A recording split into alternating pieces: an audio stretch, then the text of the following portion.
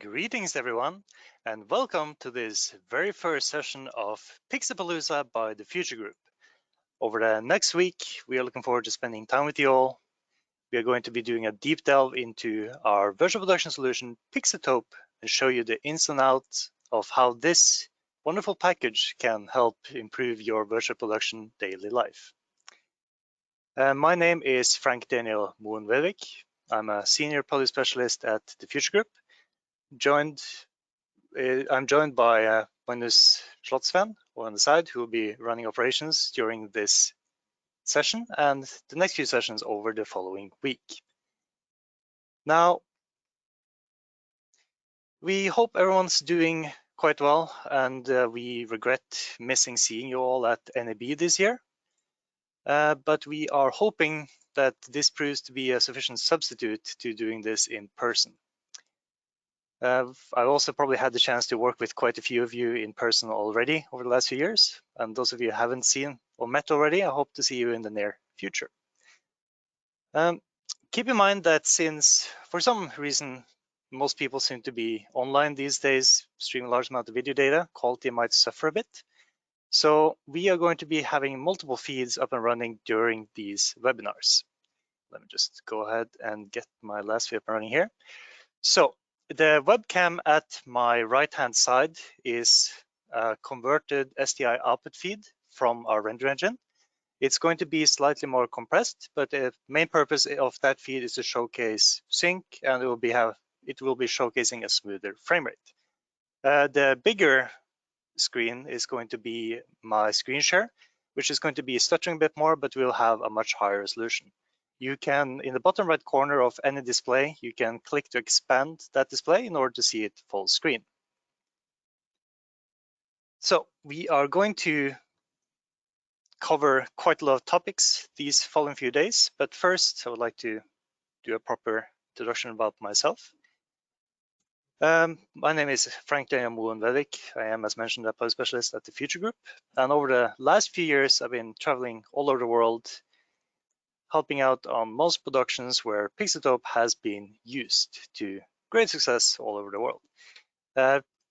Productions utilizing Pixatope has been seen by hundreds of millions of people just in the last year.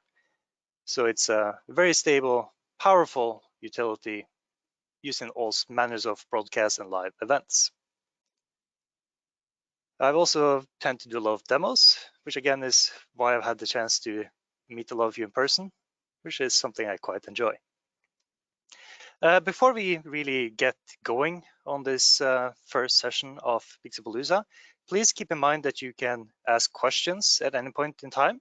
We will round all of them up at the end of this session for a longer Q&A session. We'll be answering all of your questions, so don't be shy. Okay, so this is the first session of Pixapalooza where we'll be covering Pixatope as a solution and what it actually is. It will be a not so brief overview of both the director and the editor, and as well as some graphical tidbits for us to look at and play around with. Over the next week, we are going to have several other sessions. In this recurring order, they are going to be today, the product overview. On Tuesday, we are going to be making and using augmented reality.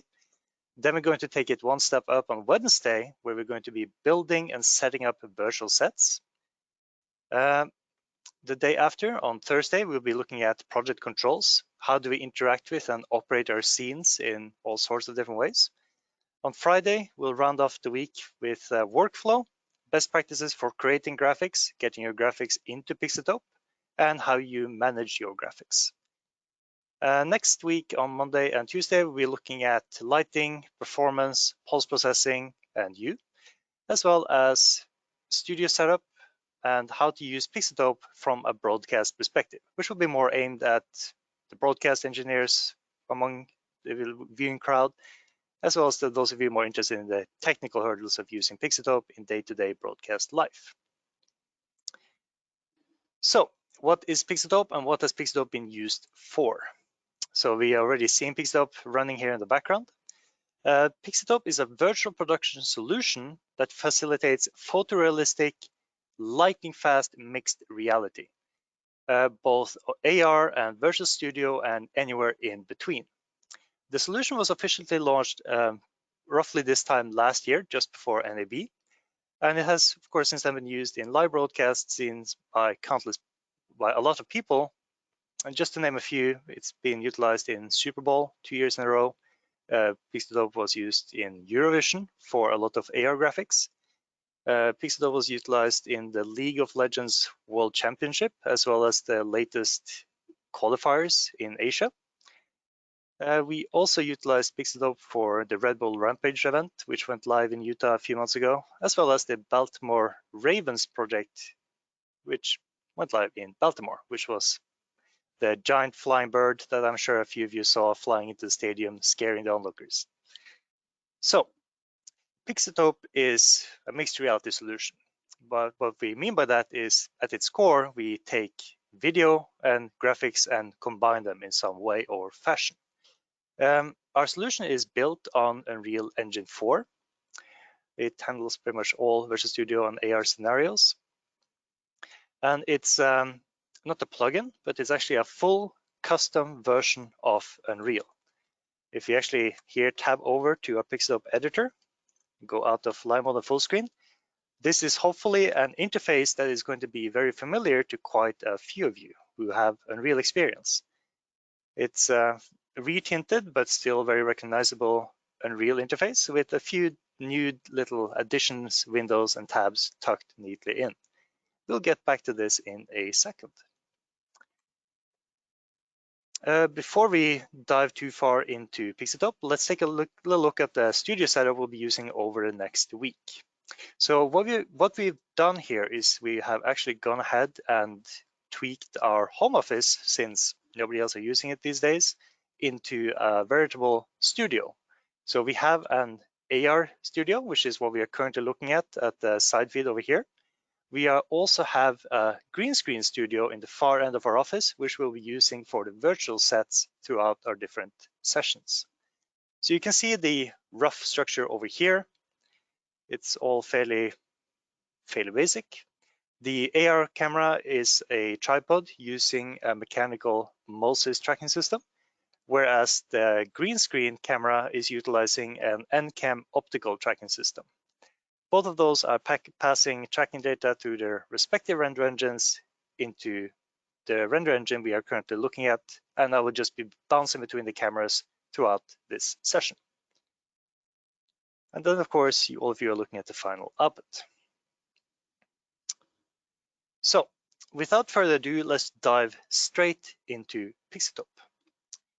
Pixeldope consists of two main interfaces: Pixeldope Director, which is used for technical setup, as well as used by operators during rehearsals, during live broadcast, basically used by people who doesn't need to know Unreal, but still need to be able to operate the Pixeldope graphics. This is a recurring trend throughout Pixeldope, is we've tried to design the software to be user-friendly, even for people who are not Unreal artists. There's also the Pixeldope editor, which is more of a artist-oriented, Unreal-heavy interface. So let's just move straight over to the director and take a cursory glance. So, as mentioned, this is the director interface, and this is the first interface you'll be seeing when you launch Pixeldope for the first time, after the logging and license process. This interface is split into two main segments. We have the setup tab, where you'll be doing sort of your initial one-off setup process, and the production tab, where you hopefully will be spending most of your time operating and interacting with your graphics, your keyer, your control panel, so on and so forth.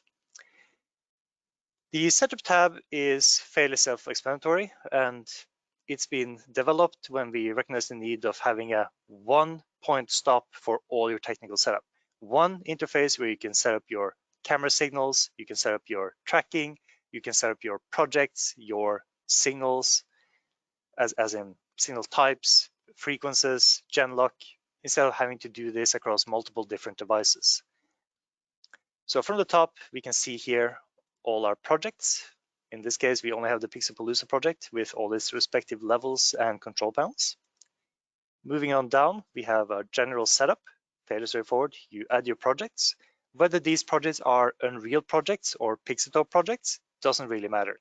We support standard Unreal projects out of the box. You can take a project you developed in Unreal, open it in Pixeltope, and it will work just like that. Here you can also set your default inputs and outputs formats. For this production, we will be using 1080 50p, but we support interlace and progressive all the way up to 4K.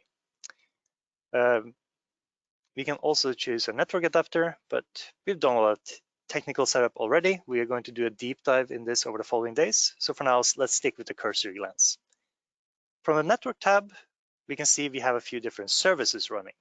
We have the data hub, our camera tracking server, or servers in this case, and our render machines. Desktop with a strange suffix, which is a machine I'm currently using and talking to all of you through, as well as Studio Render 1, which is an engine sitting back in our green screen studio. From the top, the data hub. The data hub is an essential service which has to run on one of your connected Pixeltope render engines. It doesn't really matter which, but it has to be running on one of your machines, and it acts as the post office, allowing all your different engines to communicate. Without the data hub, you cannot pass messages from Pixeltope Director to Pixeltope Engine. But with data hub running, you can use one director to control every single engine at the same time connected to your system. It's worth mentioning that the data hub it's not a server. It doesn't store any data. It's more of a post office. This also means that if, God forbid, the machine which has data running explodes, you're still not going to lose your production. All your render engines will still be running because the camera tracking server, or the service that receives the tracking data, runs on each individual machine and is not connected directly to the data hub. You also will have live SDI input and output on every engine, meaning that we don't have a single point of failure. Your production will still be up and running. We also have multiple render machines connected. The only reason we are using Studio Render 1 in this current setup is, as we saw in the previous diagram, we are simply using this render engine to pass through the tracking data from the NCAM system to the machine I'm currently using. So we will actually be using desktop machine for all our rendering throughout these sessions. The Studio Render is only there to pass on tracking data. Moving on, let's pick up the pace a bit, because I know this can be a bit dull. We are all here to see graphics, hopefully. But it's important to cover this. So, configure camera.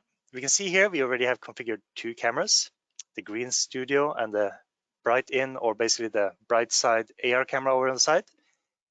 All you have to do here is add a camera system, choose the camera type if you would like to set the sensor. Basically, this will allow you to replicate the sensor size, which will give you a slightly more correct defocus. But in most situations, you don't really have to worry about setting your camera type. You can just move on to tracking. In tracking, you can see you simply choose your tracking protocol. We support all the large tracking protocols and tracking vendors on the market. You can also choose manual tracking if for some reason you would like to just manually type in and feed fake data to your render engine. And lastly, we are going to bypass all these advanced, exciting little subtabs. And we're going to look here at the routing, where you simply choose which camera is going to be using which tracking server. And at the side, we can see we already have the tracking service assigned. And on the side, we can see we are receiving tracking data. Lastly, we have a video input and output, which is where you create your signals. You define what the signals are supposed to be. For instance, is your input camera going to be an AR camera? Are you going to be filming a green screen, in which case you want to use our internal keyer?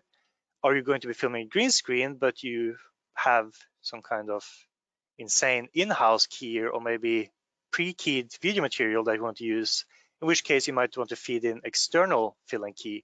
All of this is chosen in the video input output panel, where you also create your final output composite signal. Once you create your signals, you simply route them in the routing panel, where you simply tell the Pixel render engine which physical Aja spigots are these signals going to be routed through. You can see that we are taking input of spigot 1 on our Aja Kona 5 card, and we are outputting on 3 and 4. Lastly, we have calibration for tracking offsets as well as sync offsets for video and tracking to ensure that our video and graphics aren't out of sync. And we'll be looking more at that in a bit. For now, let's dive into production and let's take a look at some graphics. So just with my mouth here, it's quite hot in this office. But I hope, having had this cursor glance, it really is apparent and obvious how intuitive this interface is to use and how this can be a time saver in setting up your virtual productions. Now let's dive into the editor. So you can see here we have a simple AR scene with a few hollout meshes or shadow catchers to receive shadows, and we can at any time jump into live mode. Now, could you change to the SDI feed?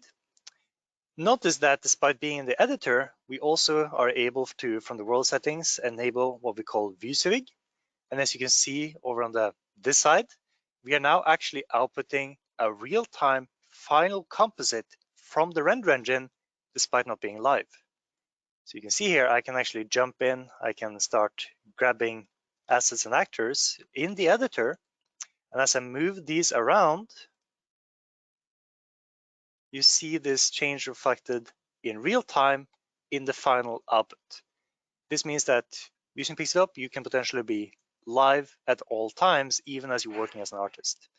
The ViewSwig mode is a fantastic time saver in terms of allowing a director or producer or your supervisor, for that matter, to look at the graphics to a track camera and giving you input on the fly, while you as an artist are making changes in director without having to constantly jump in and out of live mode.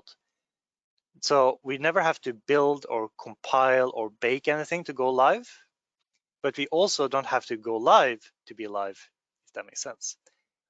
It's worth mentioning that ViewSwig is, of course, rendering the scene twice from 2 different points of view, which means that it has some performance overhead, but it's still terrific for this kind of quick iterative work and ensuring that whoever needs to review graphics is able to have a constant update of what's happening in the editor. So I'm going to turn it off and we can change the feedback to a mirror of my display. And we are going to start looking at what we actually have in this scene. So I'm going to jump live. We're going to full screen this and take a closer look. So this particular set, we see we have some AR enhancements of our graphics. We can see we have our lovely mascot Dot sitting here on the chair. We can see that if you hold this for a second, we can see that the shadows are a bit harsh. We can see that it looks good, but it's not quite blurring correctly. We can see we have some nasty ambient occlusion around the letters and quite a few different artifacts. This is because this particular scene has been prepared and optimized to utilize ray tracing. So here I can just go ahead and jump to my production tab. We're going to cover all of these exciting menus in a bit, but for now we're going to dive straight into the control panel and we are going to activate ray tracing, which is actually not in this control panel, it's in this control panel. There we go. So as we click that, notice how we get a much more granular depth in the foliage. This is ray tracing off, this is ray tracing on. Notice how the shadows are now sort of diffusing and softening correctly. And notice how all these ambient occlusion artifacts go away. We can also, of course, if you hold this angle and just pull the focus, notice that we are also, of course, able to defocus our graphics together with our video in a correct fashion, simply using the decoder data from the physical lens. So you can see you can really kind of take your graphics to the next level. We can see here that our shadows, if you could you focus a bit and just pull out a little bit? Thank you, stellar camera work from my colleague over here. We can see that we have some shadows here which are looking a bit harsh from dot. That's because it's currently a bit earlier than when we last calibrated the scene. So the lighting has changed a bit in our physical set. So I'm just quickly going to go on over to my composite tab, and we are going to adjust the ambient offset for our shadows. By doing this, I'm able to quickly tweak the cutoff for my shadows. See, and by pulling this, we can see we are now getting a much softer, more correct fall off from our character. You can also see that it's a bit soft, so I can go ahead and just pull the global intensity up a bit. We're going to up it by maybe a few percent. You can see that's a bit harsh, so set it like this. And now we made some quick changes to refine our composite. If we get a full frame, just zoom out and lock it.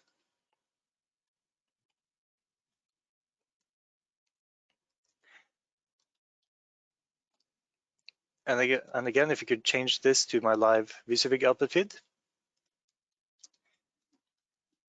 It's also worth mentioning that having this holdout geometry or this shadow catcher is what allows us to get correct shadow reception on the fly.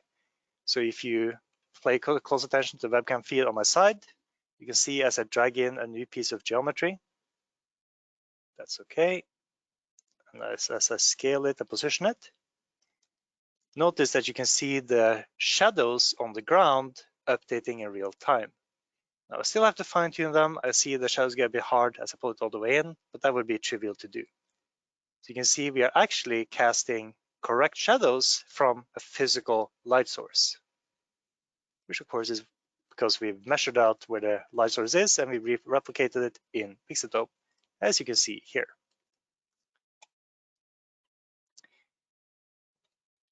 Very cool stuff.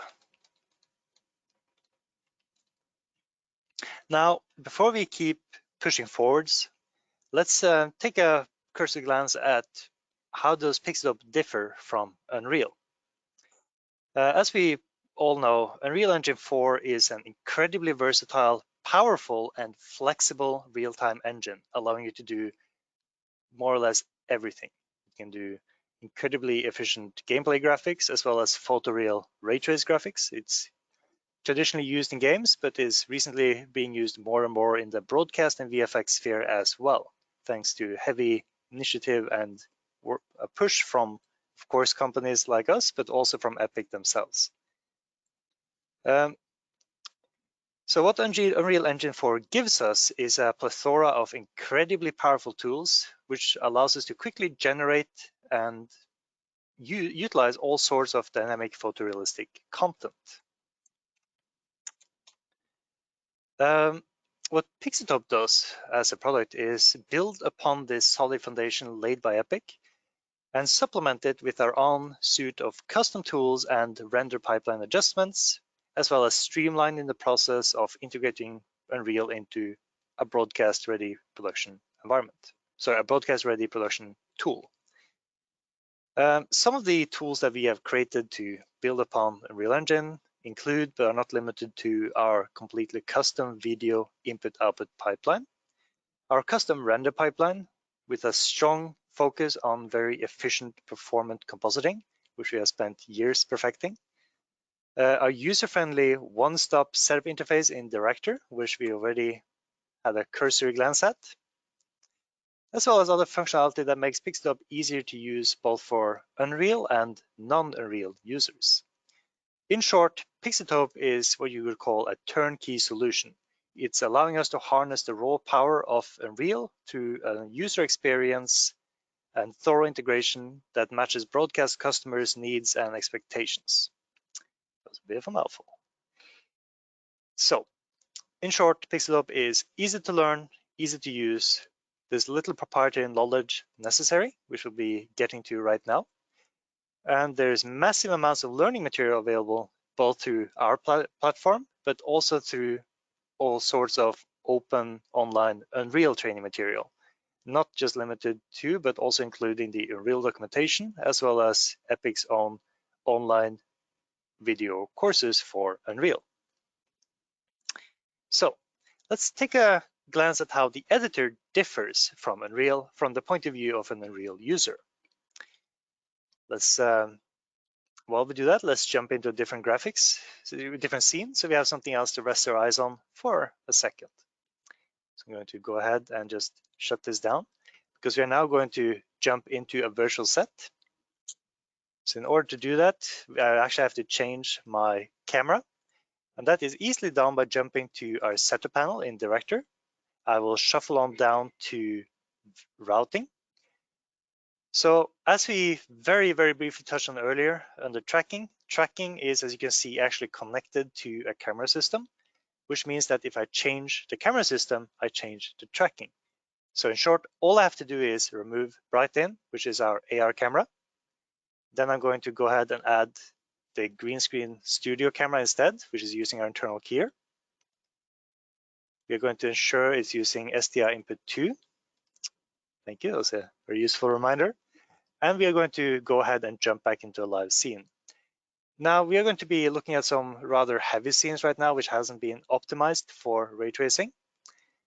Don't worry, we'll be getting back to ray tracing later. But for now, I'm just going to go into general and override the ray tracing settings in the project by turning off DX12 mode. This is also a very useful utility. If you've had an accident, you've enabled, let's say, 5 directional lights all casting rays at the same time, which means your level might no longer be able to be opened with ray tracing enabled. This is a quick way to just ensure you're able to get back into your scene and fix whatever you finagled a bit too heavily. Ray tracing is still experimental, but what that actually means is you just have to be mindful of performance because it is a very performance heavy feature. So we're going to go ahead and jump into our example levels. Let's launch this in editor. And you can see it's lightning fast to fire this up because all shaders are compiled. So just like that, we are now up and running in editor. You might also notice that there's a separate Launch Live button from the launch interface in Director. Launch Live will basically give you just the viewport or just your graphics, but running at the correct resolution and without the overhead of having the interface around your viewport. This means that you will be having much better performance, slightly better performance. We still have pretty good performance directly in the editor, as well as much more bang on tracking and sync. Some of you, especially those of you with color grading background and VFX background, or just a keen eye, which I'm certain quite a few of you have, might be able to tell that our colors might seem a bit peculiar in a viewport. This is because this is Pixeltope 1.2, our newest public release of Pixeltope, built on Unreal Engine 423. And one of the biggest news in Pixeltope 1.2 is that we now have a full-fledged high dynamic range workflow supporting all kinds of color spaces. But we don't currently yet have support for those color spaces in the viewport. So if you are working with linear compositing and HDR, you currently need to have ideally a reference monitor to wash your output through. In Pixeltope 1.3, we will have correct color output directly in the editor as well. I figure it's just worth flagging it. So you can see as if I go to our production tab in Director, we move on down to Composite, General. Here we can see we have our composition modes, linear and video space, and what that entails we'll be looking at in a second. So here, if we change to linear space, we will get much more predictable, warmer, correct colors in the viewport. Changing it back to linear space, you see everything is now again linear, so it's a bit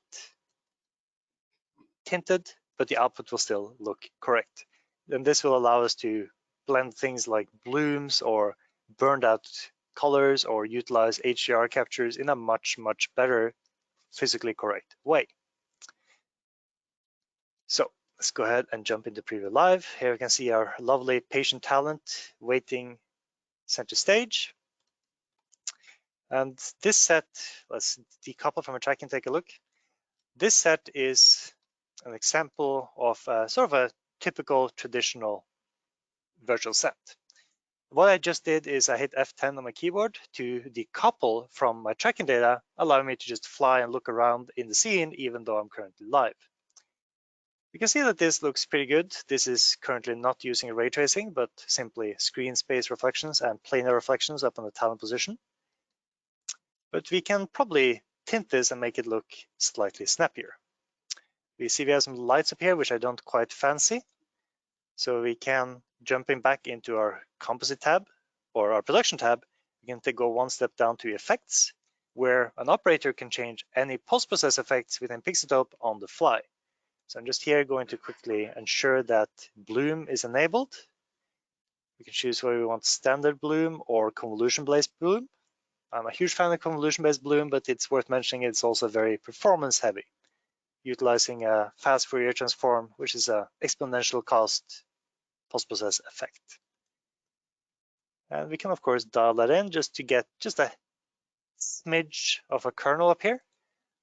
And I feel this already looks a lot better. Really warms up the place. Very nice. So let's jump back into our tracked data, just so we are now looking at the talent through our actual tracked camera. Now, this angle by itself doesn't look too fancy. We can, of course, do quite a lot to adjust this set with a control panel, which we built specifically for the set. But for now, let's just head on outside instead to a different set. So we're going to jump outside. So notice here that we're able to, let's try that one more time. We're able to jump between sets on the fly without having to exit out of the editor, which is very cool. So just like that, we can see that we are now outside in our Nydalen set. This set is actually a photogrammetry heavy reconstruction of our office neighborhood in Nydalen, Oslo, Norway. So this is our way of taking you home to our neighborhood in a virtual production. So you can see here, it's really quite something. We haven't really worried too much about poly count or texture fidelity, simply because Unreal offers us unparalleled creative freedom in that there's so much you can stuff into a scene without really having to worry about slowdowns. If you look at this in wireframe, you can see it's an absolutely mind-boggling amount of polygons. There's thousands of different shader instances. There's moving, animating characters like these ducks, and these barely visible fishes swimming under the surface. And this entire set is dynamic and tweakable on the fly. So nothing here is baked, nothing is pre-computed. We can actually grab our light source and rotate it on the fly, which also gives us rotated correct shadows from our talent. Speaking of our talent, I can see that our talent is looking a little bit green around the gills. And this is because we haven't actually set a proper key yet. So I'm going to, first, I'm going to go ahead and mute this because this set is very loud. We are actually outputting audio from Pixeldope, which is sadly not shared with you guys on stream. But for now, I will bring it down so I can hear myself talk. And then we are going to go ahead to the video keyer tab and set our key. This is going to be a brief overview of the keyer. We're going to look at this in detail during the Virtual Studio session on Wednesday. But for now, we're just going to nil everything out and quickly set a key from scratch.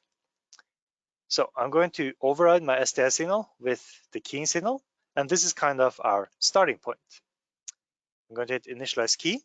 What this does is captures a single frame, allowing us to pick the colors best representing our green screen. So basically, we are first establishing a color range that we wish to key. So I'm going to try to stay away from some of the sharpest highlights and darkest shadows. I'm just going to try to capture the key of the filth in the back, as well as some of the different green on the floor, and hit initialize key. And just like that, we can see we've updated our keying color space. You can also, of course, select some of our green up here. That tightens it a bit. We're not going to spend too much time on this because we haven't properly shaded our camera, so we haven't set our white balance or fine-tuned things, which we'll be covering later. So for now, we're just going to be a bit aggressive, set a slightly hard key, and leave it at that. So within 10-15 seconds, we've set a key from A to Z, and here is our final talent, including despill. So you can see pulling this down brings back the green, pulling it up applies a very, very powerful, accurate despill removal process. We can also do a respill if we so choose by feeding in a different color into our respill alpha. Very cool stuff. So taking a step back, we were going to talk about the difference between Pixeldope and Unreal from an Unreal artist perspective. Most of this is going to be a familiar user interface, but we're going to look at some of these new tabs and windows tucked away in the corners. Among other things, we can see in the top right, we have a tracking panel, which shows that we are connected to a data hub, we are connected to a camera tracker, and this is the actual tracking data that we are currently receiving. Could I pester you to go and just manipulate the camera a bit? Just pan the right and play a bit with the zoom. So I'm sending operator into a green screen studio to fill with the camera so we can see the data updating on the fly.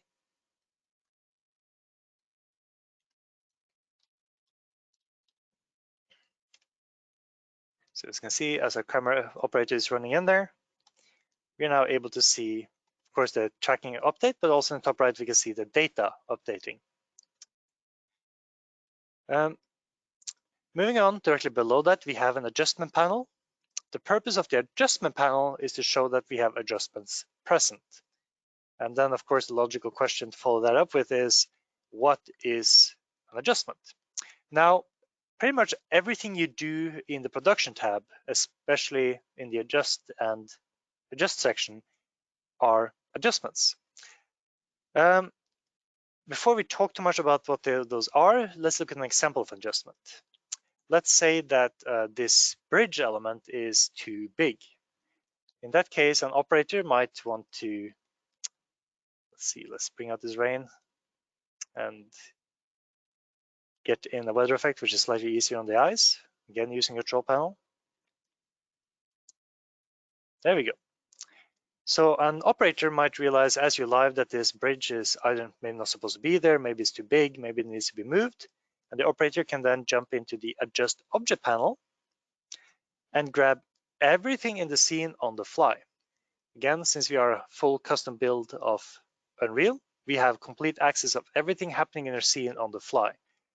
The far majority of these actors are standard Unreal actors. They haven't been exposed in any particular manual way to the director interface. We simply have access to everything on the fly. So I can just search for the bridge. Here I find something that I believe might be the bridge in question, and I can choose to adjust this object. I could, of course, grab visibility, set visibility on and off, which toggles the bridge without having to do it through the editor. This also means that I could be toggling this across multiple render engines at the same time by sending this action to multiple target render engines. This is great if, for instance, you have a situation where you maybe have a tripod center stage or on the jib off to the side, and a particular piece of geometry like a billboard or a logo is blocking the view to the talent, but only from the view of the jib. In which case you might want to hide that particular element, but only from the jib render engine, which you can do using this interface in a very straightforward fashion. I can also go into mobility. I can see that the bridge is static, which means I can't move it, but I can simply override and set it to movable. And now I'm able to scale it or do anything I please. I can, for instance, crunch this up a bit. Let's not do it on the z-axis. Let's make this a very tiny bridge. There we go. And you can see I'm able to adjust this on the fly. Let's actually bring this in and make this a bit smaller so it's easier to see what's going on. Just going to hit Control minus to scale this interface a bit. So we can crush it up. Perfect. I can also roll select the decimal and roll the mouse wheel to scale things on the fly. But we still haven't answered what's the purpose of this adjustments present tab. And this should be obvious and right this instant when I go out of live mode. Because notice that the moment I'm exiting live, well, of course, I'm back in the start scene, so I'm just going to manually jump to the exterior set. Notice that every actor I adjusted has now jumped back to the original position. But if I were to say jump back into live mode and use my interface to toggle to the outdoor set,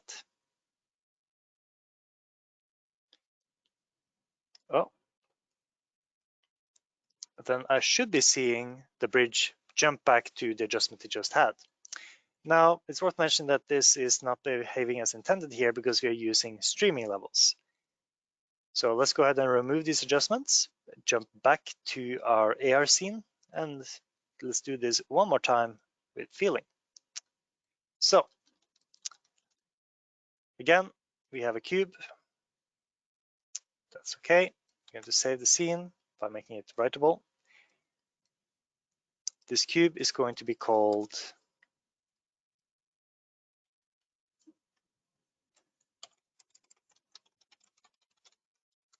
very good. Let's just make it move by default. And let's dive on into preview. Then we are going to again go into adjust objects. And we can see just like that, incredibly snappily, seconds after we created the actor is now readily available from the adjust object menu. And here I can go ahead and start scaling it on any axis I like. So now we can see it's stretched out. If I hit stop, the cube snaps back to its flat or very cubical structure. And if I go back into live, it becomes elongated once more. As you can see, if I jump out, we can see it has the scale. So in a very roundabout way, we finally got to a destination, which is describing how these adjustments are additive. They are non-destructive. These adjustments lie on top of whatever parameters, positions, variables you have set in your scene. And then let's say you're doing a live session or rehearsal where you adjust countless objects. At the end of that rehearsal, you can go into live mode. You can see everything that the operators changed, maybe on request from a technical director or producer. And now you can individually go through these adjustments and choose to bake them down permanently. Or in this case, we're going to say that the adjustments were not ideal, and we can just go ahead and remove them. And I'm actually going to remove the cube as well. So that is the adjustments tab. Moving on, in the world settings, we have a large amount of, well, pretty much every parameter which you're able to define and set in the adjust panel in all of these menus. They reside either somewhere in world settings as custom Pixitope interface elements, so you can see that we've very neatly tucked ourselves into Unreal's existing interface to try to be as intuitive as possible to use. So here you can see I can change all kinds of AR settings and Virtual Studio settings. I could go ahead, jump into live and choose to use a debug feed instead of the live camera feed by just enabling debug. I could go ahead and enable AR, disable AR, and so on and so forth. But these are, again, mainly also exposed from our directory interface. So this was mainly just to show where these settings actually live within Pixitope. In the world outliner, we also have a few essential actors required for Pixitope to function. You can just double click the tracking menu to find my tracked camera and camera root. These are two actors which are absolutely essential whether you're doing Virtual Studio AR. The camera root acts as the sort of 0 point for our tracking data. And manipulating the camera root is how we move our talent and our track camera around in our scene. So you can see as I move the camera root, the track camera follows. So the tracking data is basically used as an offset between the camera root and the track camera itself. And if I were to say, go ahead and jump back to the AR camera, just so we can manipulate it from this position here in the office, So again, I'm just going back to routing. I'm going to bring in our camera.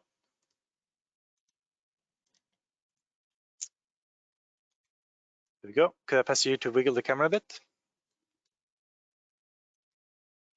You can see that the tracking data, which is visible on the fly, is the offset between the camera root and the track camera itself. If I were to say grab the track camera and try to move it, I would have no such luck because the tracking camera only uses tracking data. Other essential actors within Pixeldope, these actors are, mind you, all spawned by default, so this is not something you really have to worry about. If you open an Unreal scene and try to play it in Pixeldope, Pixeldope will spawn all these actors for you on the fly. The other actors are our post-process handler, which is a custom post-process volume, which has a few unique parameters and utilities for our composite pipeline, as well as our material handler, which also plays a large part in dealing with our composition pipeline. Moving on over to the left-hand side, we can see the very familiar modes tab, which lives in sort of normal Unreal. But there's a new tab here which we created and tucked neatly in between recently placed and basics. So for those of you who are not Unreal artists, this is where you'll find all the basic and not so basic actors. An actor being a type of object or volume or effect, which is used in basic Unreal scene setup. And here you also, of course, find all Pixeldope actors. You can find the virtual cameras, which we use for virtual camera moves. You can find our composition utilities, these being, of course, our garbage mats for garbage mat planes, sorry, as well as our internal composition planes, which is what we were looking at in the Virtual Studio just now. The Virtual Studio internal composition plane behaves like a garbage mat, except it is the direct opposite. If you have a green screen, instead of masking out the left side of the green screen, the right side, the lamps hanging from above, and whatever fixtures is off the edge of the green screen on the floor, we instead make a single plane which says that this cutout is guaranteed to be green. We can actually see that in action right now by jumping back into our studio set. Do we need to say anything here? I don't think so. Again, we're going to bounce back to our green screen studio camera. It's worth mentioning that this is not the ideal setup. Generally speaking, we always recommend having one camera per render engine for quite a few reasons, actually. But here, just for example purposes, it's quite nifty being able to bounce back and forth between them without having to get out of my comfortable seat. So we're now in a different scene. So let's just quickly ensure our chroma key is set correctly. So I'll just retrace my steps. And just like that, we have all the same slider values as before. So here our key is set. So notice that we are projecting the video onto our composition plane from the tracked camera. This means that as we move this plane further away, the talent looks bigger.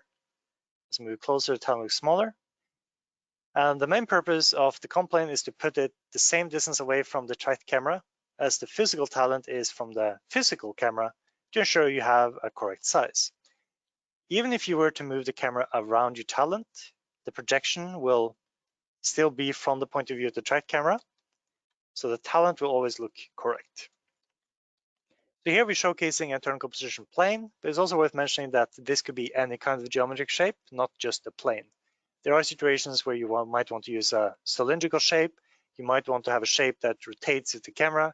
You might want to build a shape which matches the physical geometry of your green screen, all depending on your use case and what you plan to do.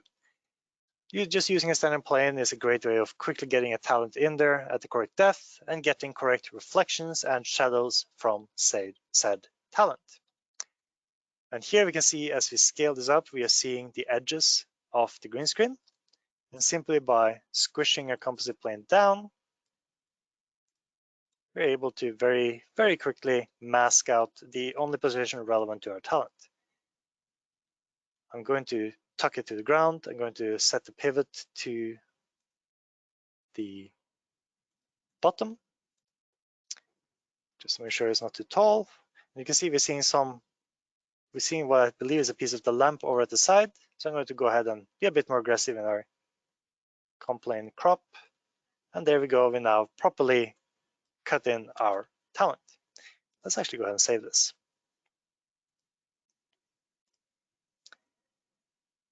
Other utilities in this Pixel tab is, of course, some calibration utilities. These are great to use when you're just trying to align your tracking and verifying that your tracking is good. It's also typically used by people working with tracking on site to help them calibrate and ensure things are working as intended. We also have an off-axis window actor.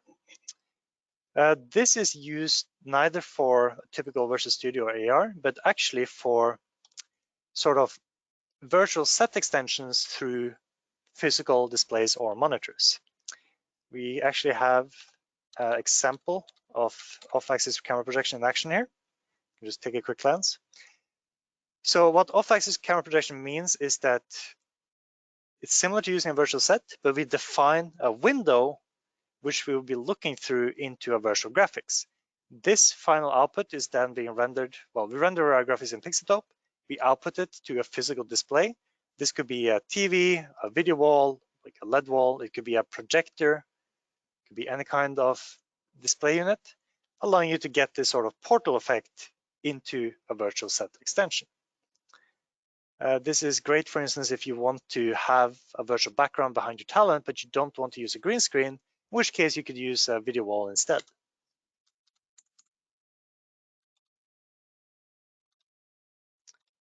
Yes.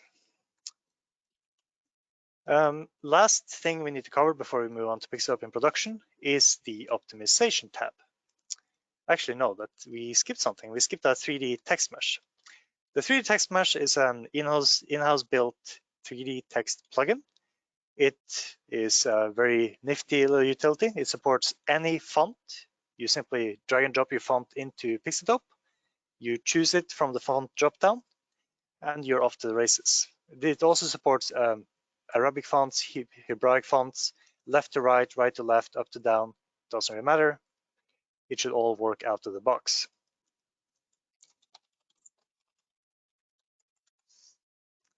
As you can see, we can also do some basic and some not so basic glyph adjustments. There we go, third time's the charm. I could go ahead and assign different materials to the different surfaces of my text.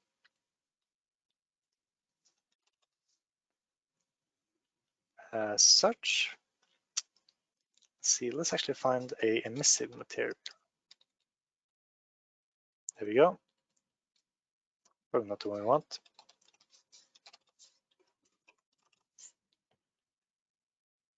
There we go.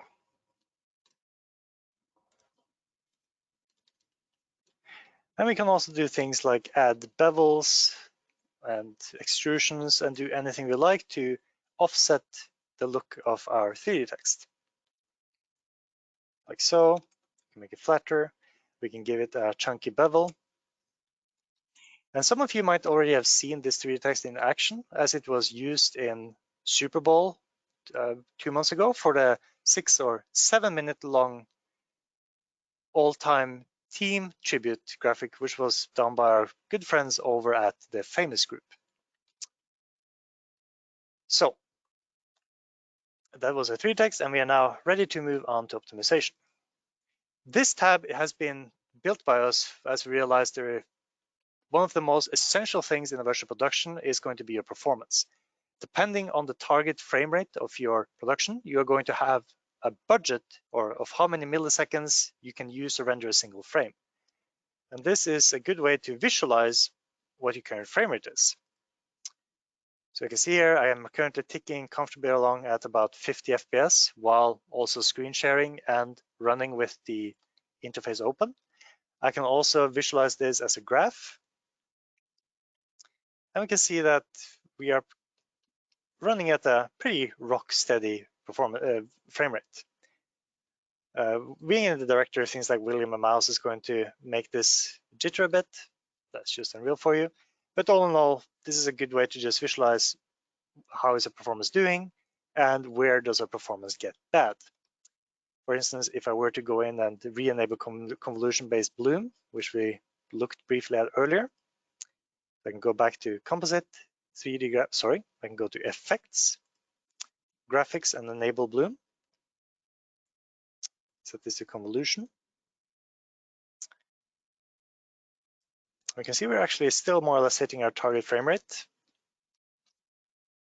But if we were to do this in conjunction with using another effect, like for instance, increasing our screen percentage, oh, that's going to be under effects actually. There we go. Let's say I increase my screen percentage, also known as super sampling, to 120%.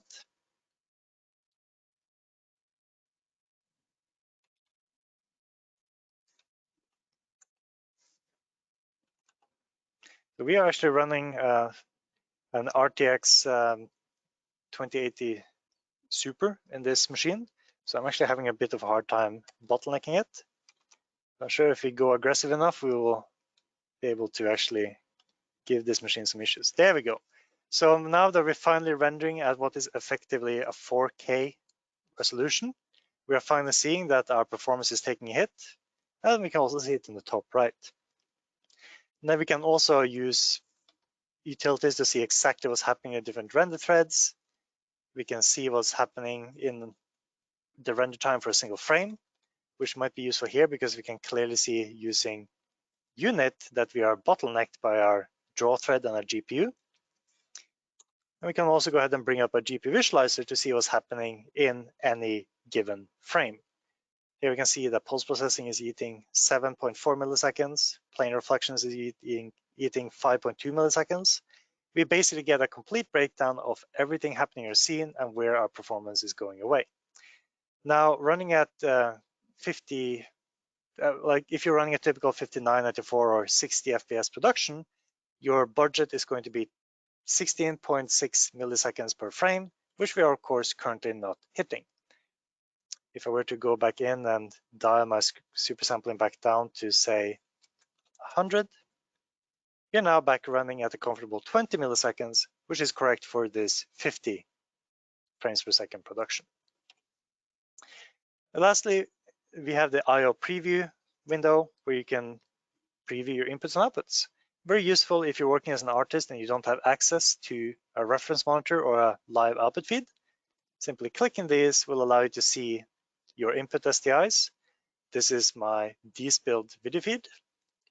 And here I can see my masks, including but not limited to my, including my respill mask, as well as my actual key. Very cool stuff. And that is more or less the proprietary Pixeltop user interface elements in Unreal. The rest, like our virtual camera move integrations, all our more heavy-duty virtual monitor playback utilities, are all either tucked away in the blueprint section of Pixeltop, or the blueprint interface of Unreal, or they've been built as custom blueprints within the Pixeltop engine. By virtual monitors, I of course mean monitors like this. Let's go ahead and pull out into a virtual camera move, just to get a sort of a nicer, wider look of this set. Virtual camera moves are very cool utilities, allowing you to leave a talent behind and move to a new position, either to move from position A to B in your virtual set and bringing your talent with you, or just getting a nicer, wider look at things. So here we can also now bring in our virtual monitor, which currently is not, this is just a debug image. We're not actually using any feed. But if I were to grab this virtual monitor and say, can access here on the components of this monitor, our BP Media Video component, which is again proprietary to Pixeltop. It's part of our media handling framework. I could go ahead and say that I want the input to be STI spigot 2, which is the same as my input camera. And now if I were to bring in the monitor again, let's just pull on out. We can now see that we're actually using the video feed on the background, but it's in the incorrect color space, which is why it's looking so washed out, which we could spend some time resolving, but for now we are just going to move on. We can also use this widget to play back pre-recorded video or video files. So here you can see I can just go ahead and add a media video component. And instead of using an STI feed, I could just say I want to use a debug texture or a media texture. I'm going to go ahead and find a media texture using the powerful filtering tools in Unreal. And just like that, I believe we're going to use this, which should be our show scissor reel. And now pulling out, bring up our monitor. If you were to start playing this video feed, I will do it manually instead of building a blueprint for it.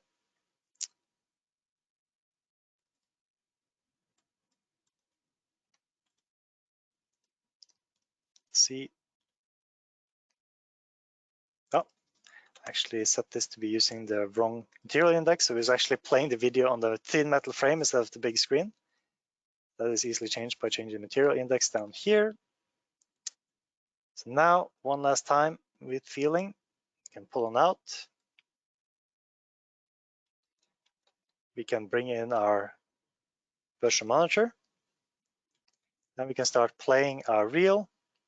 And just like that, we are now playing back a video file on our virtual monitor wall. And we could be playing back multiple video files. Instead of having one virtual monitor, we could have 5 or 6 all playing different feeds or live SDI inputs. Okay. So that is more or less all the important new widgets and user interfaces in the editor from an artist's point of view. Let's see. So in order to summarize, Pixel Director is our intuitive launcher meant for technical setup, launching projects, and operating your graphics. And the editor is a custom build of Unreal Engine 4 built on the powerful Unreal toolkit and engine.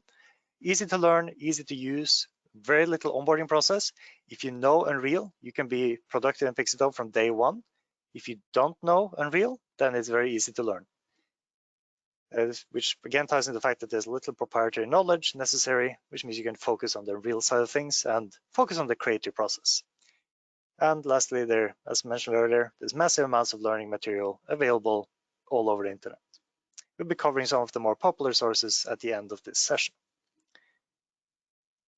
Now, Pixeltop in production. We've looked at some graphics, we've clicked around, but how do we actually use this in a broadcast environment?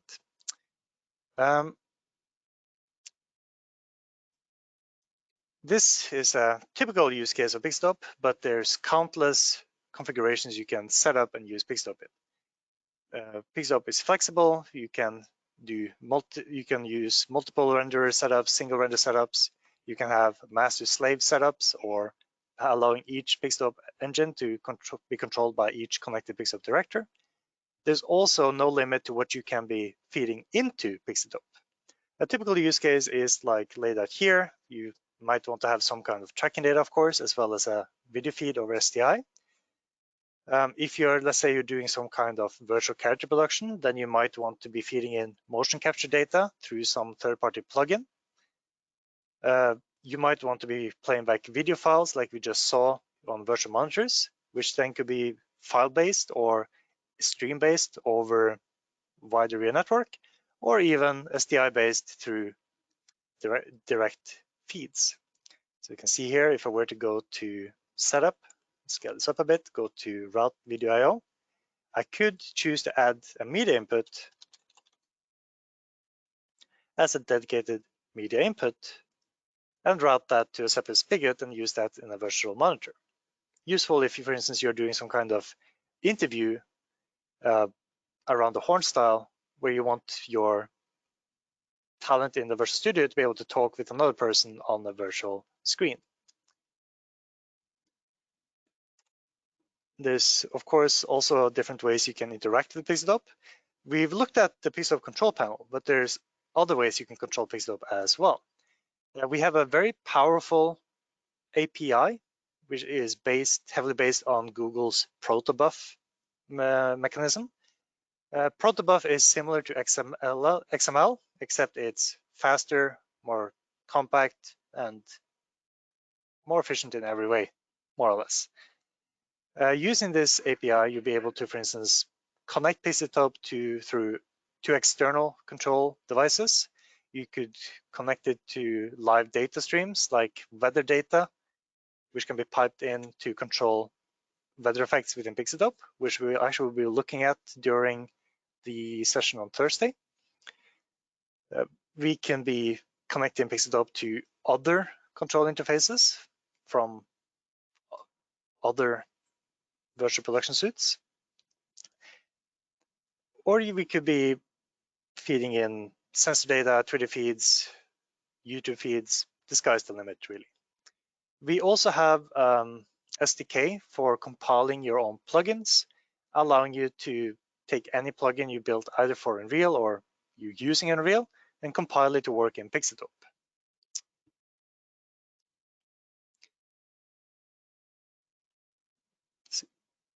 We also, of course, support lots of functionality which hasn't been listed in this diagram. We can output audio, for instance, which the exterior set we just looked at does by default. We can control external devices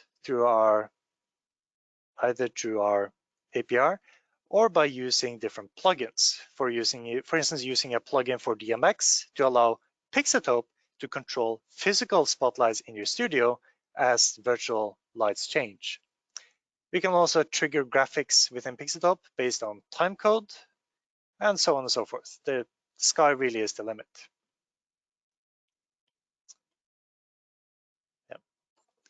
Yeah.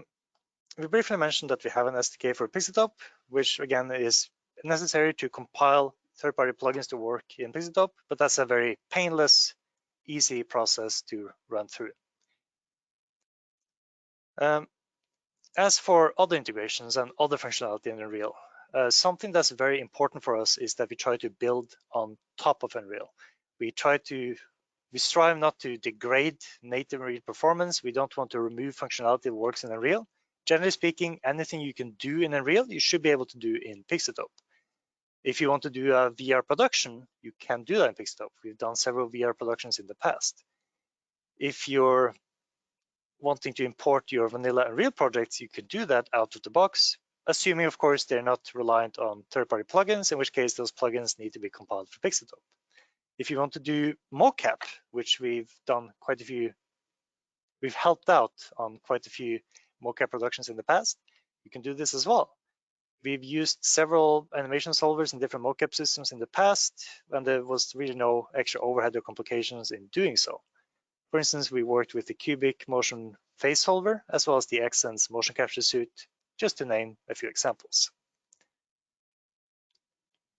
In regards to our API, the weather system we'll be looking into on Thursday will be using the open source Node-RED programming tool, which is a node-based programming utility to easily allow to parse data, take in data, and in our case, feed it into Pixelop, just in case some of you want to look up on Node-RED before the Thursday session. But I also mentioned it because that's not the only way to access the API. It's simply one of the more intuitive ones. So some of the sets we've looked at are, as mentioned earlier, they're part of our demo content. So these come with Pixelop, and they allow you to get familiar with how we tend to build controls, how we change things on the fly in our sets, and how you therefore can build your own interfaces and blueprint logic. These are, of course, the exterior set, which we briefly looked at. Let's dive back into it. I can, of course, change level directly to the director, but I can also, if I choose, change level directly from the editor interface itself to take me back to these example levels. So we are going to move on outside using our control panel. To do that, we have to click to exterior. We are going to pull out wide. Let's do that using F8 so we can leave our talent behind. So this set, of course, showcases a dynamic, non-baked lighting and fully interactive environment. But the main focus of this set is showcasing weather effects of different sorts, in this case, snow and rain, as we briefly looked at earlier. So picking this project apart, you can easily learn how to use parameterized blueprints to control everything from spawning particle effects, as we're seeing here on the talent position with these snow particles, as well as driving material effects, letting us layer snow. We tint the grass to be dead, dull, and gray. And you see the snow is layered only on top of surfaces. And we even bring in a thin sheet of ice near the shoreline.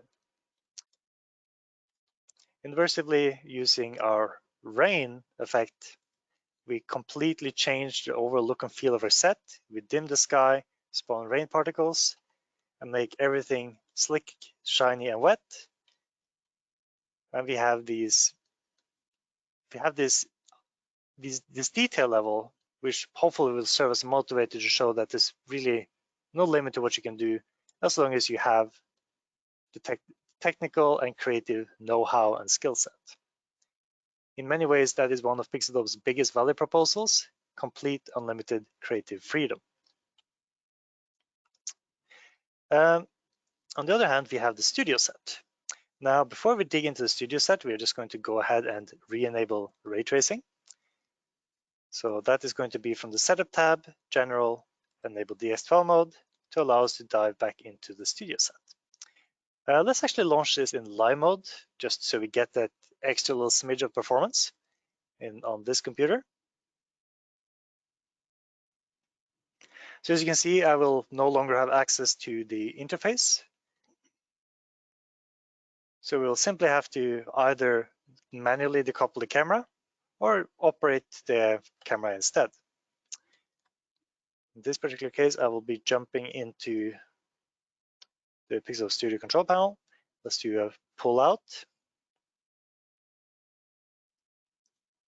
Again, we never actually baked down the bloom effect we applied earlier, but we can easily re-enable that here from our effects tab. Sorry, I'm clicking around a bit much. Just enable your bloom, change from standard convolution, and there we got it. We can also see that this, to me, it looks a bit washed out. We can of course change materials to bring in a bit more contrast by, in this particular case, using a predefined different color palette. But to me, this is still a bit, it's not quite crisp enough. Could you check that the camera is in focus, please? What we also have is a color grading suite allowing us to do grading on the fly. Oh, that's one of the wonders of using live ray tracing. Let's launch this back up again. The set has been fairly optimized to run at a decent frame rate, but enabling convolution together with ray tracing can be a bit on the heavier side. That's not to worry. For this demo, we can easily bring it back up and pull back out in where we left off. I think that's fine. You can leave it. So here we can now go ahead to our color grading suite, and we can start by doing a quick grade. We briefly talked about our composition. Something that's really worth highlighting about our composition pipeline is that it's not just lightning fast, giving us performance which is on par with standard and real. It is also incredibly robust. We are able to tweak and change the graphics and the video independently or together without really having any excessive render overhead for doing so. So here we can see that I can go into my final output. I can just enable this and pump the contrast up a bit. Let's play with the gamma, scan it down. Let's be a bit bold. And then I could say, I want to be able to tell what's my video in here. I want to just quickly desaturate my graphics so I can see which pixels are video. Then I can jump into 3D graphics, desaturate completely. And now we can easily see where our video pixels are. Inversely, I can also go to video. We, generally speaking, don't touch a single pixel of the video unless you explicitly choose to do so. Enable it. We can now start messing with our video signal. This can be as granular or rough as you like. We could even go in here, for instance, to saturation and say that, hey, my talent is looking a bit cold, or in this case, maybe a bit warm. I could either jump into white balance and just pull that down to even out the skin tone of our mannequin with the blue of the set, or I could even jump into saturation, break it down into channels, and simply desaturate our red a bit. From a glance though, it seems like we're getting way better results messing with our white balance, so we're going to go ahead and do that instead. This is this is mainly intended to allow you to quickly integrate your talent or your video with your graphics, and works great in conjunction with a full-fledged traditional broadcast shader suite, which would then lie downstream from this, of course.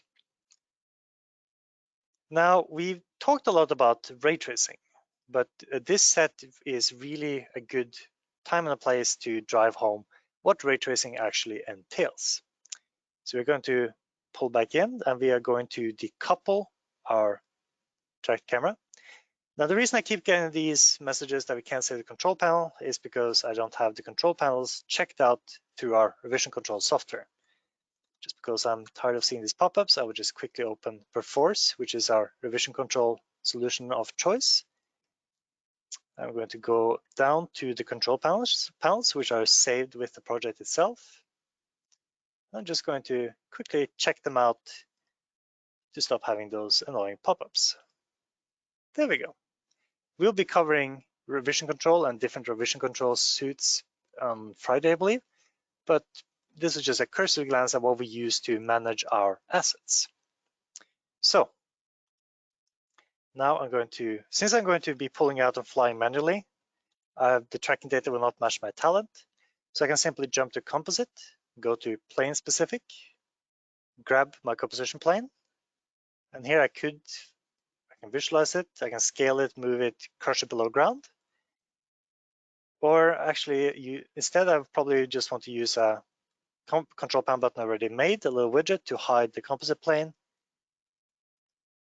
while we are looking around.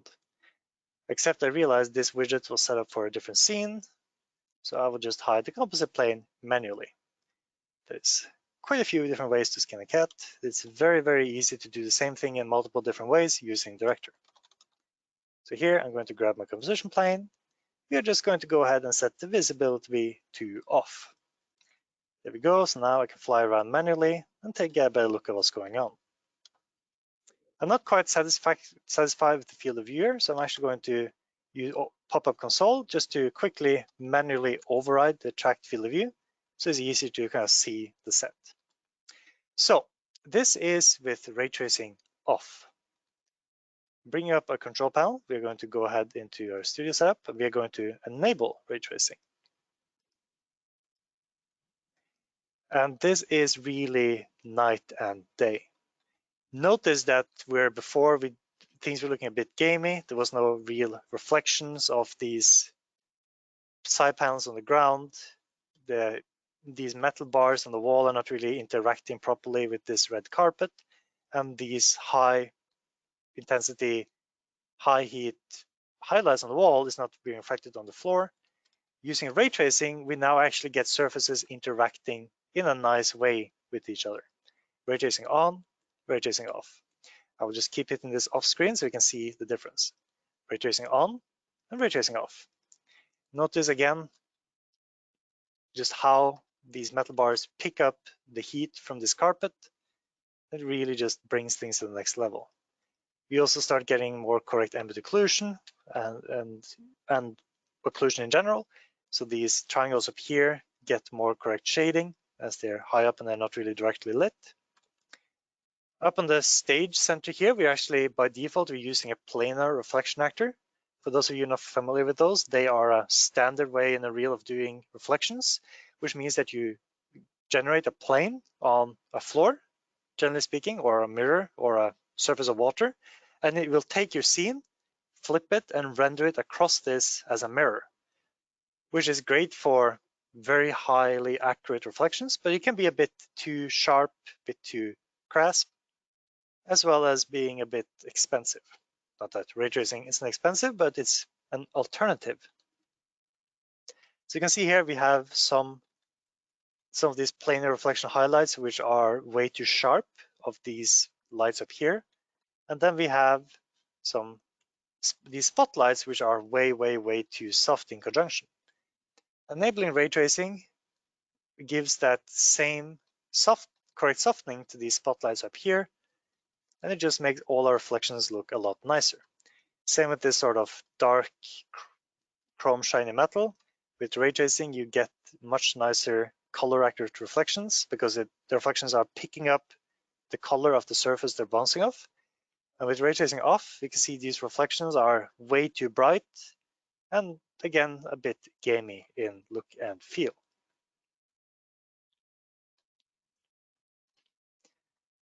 And this is, again, something that comes with the set, so you can use this to get familiar with what ray tracing can bring to the table and how it can help really enhance and amplify your sets. Speaking of amplifying your sets, this is again a fully dynamic set, so you can change the overall layout of the set on the fly. For instance, if you snap back to our tracking data, we can say, I want to move from this position to a different position. Let's say we're done looking at this virtual monitor with the video debug image on it, and I would like to move to the upper position instead. I can then click my pedestal animation checkbox. And now the actual talent on the podium will be moving up to a new talent position. So this virtual set is a good way to showcase different ways of moving your talent, as well as the benefits of ray tracing and how it can help elevate your virtual sets. The last set, which we haven't really looked at, is our mascot set. We have a slightly tweaked version built into this particular demo. So I'm going to go ahead and bring that up now by launching our AR backdrop default scene. Now again, this is going to be AR, so I'm just quickly going to go change back to AR. There we go. And we are going to bring this back up in live mode. Let's go ahead and launch in live. This one.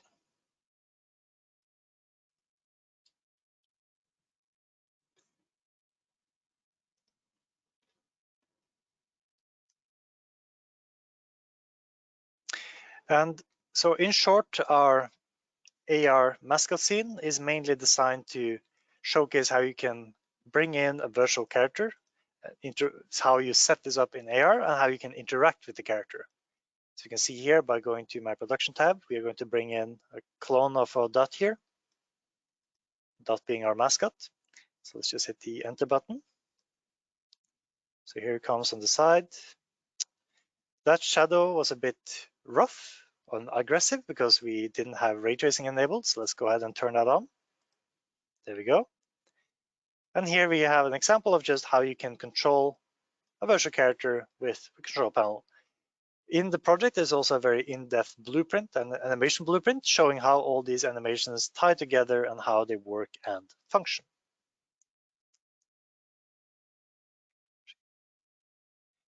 Yeah, this is all very cool stuff.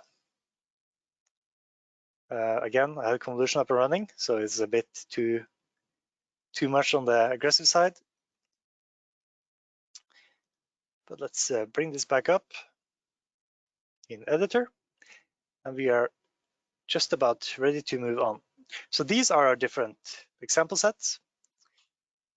And before we move on to the documentation, just as a finishing note on the HDR pipeline, which we've been looking at. As mentioned earlier, in Pixel 1.2, we introduced an HDR-ready color management system to allow for a complete high dynamic range workflow. This is visible both in the setup tab, the video I/O, where you can see you can choose color spaces now, which is based on Open Color I/O and the ACES platforms. And under output, you can also choose an output conversion type. We can also choose between legacy video mode compositing, which is easy to use, sort of the traditional way people are used to doing virtual production in Unreal, but also physically incorrect. Or we can choose to use linear space compositing. As you can see here from the composite, we can now choose to go to linear space, which then is going to change all our colors and put us in linear space. Among other things, this also allows us to do some pretty exciting things, like use raw log formats from cameras or any other raw color space for that matter. But going more in depth into HDR is currently beyond the scope of this workshop. So for those of you who are really interested in this, need this for your productions, please ask more about it or reach out, and we can probably provide more educational material. So just before we wrap up this session, let's talk about some useful material and documentation.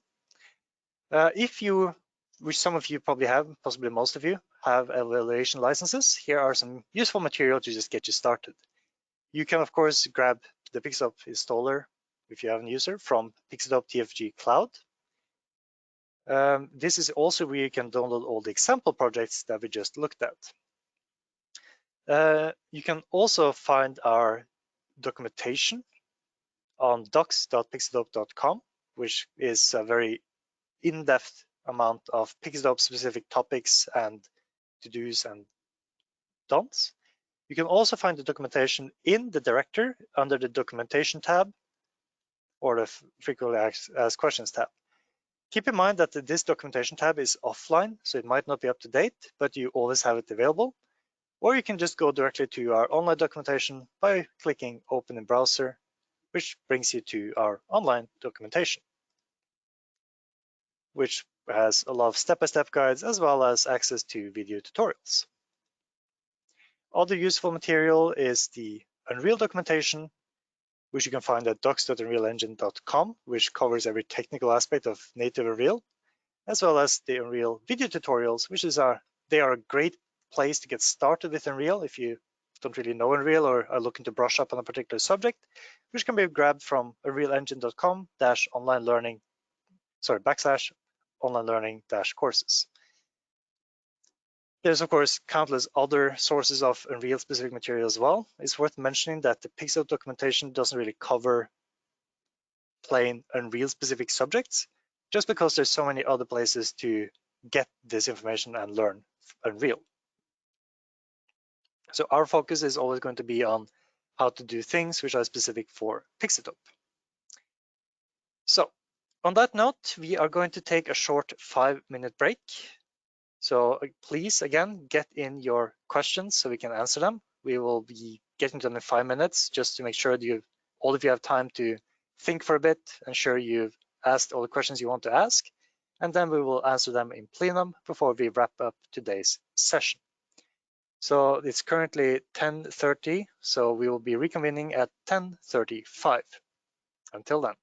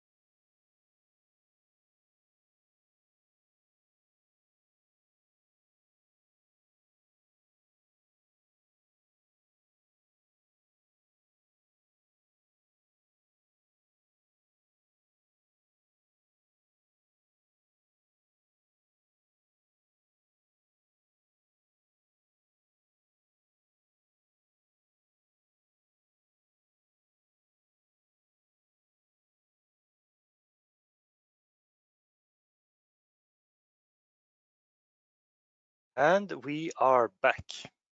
I hope everyone can hear me. I'm going to give everyone a minute or so to get all their colleagues who ran off to coffee or water or whatever you have to do. And then we're going to start going through your questions. Now, we happy to see that so many of you had very good questions, and I'm looking forward to going through all of them. So while we are waiting for everybody to get seated, I'm just going to get ready here.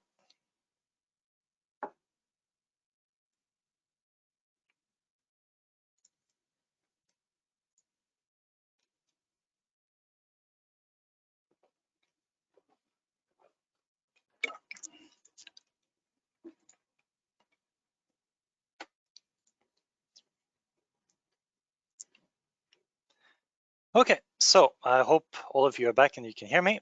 Let's see, that seems good. So let's start from the top. The first question is,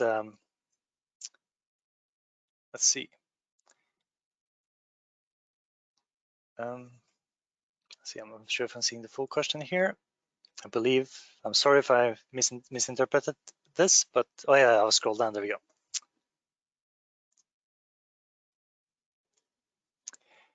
Yeah, so the first question was, do we have a reference project to go along? You'll be able to download all the sets we were looking at when you get the Pixelop license, as just mentioned. I'm sorry if that question came a bit early in the session, but you'll be able to play around with these sets on your own leisure. It's also worth mentioning that if you want to be playing around with these as you go along, we will probably be trying to get out some recordings of these sessions to, especially to those of you who are unable to join from the beginning. So you'll be able to follow through at your own pace at a later point in time.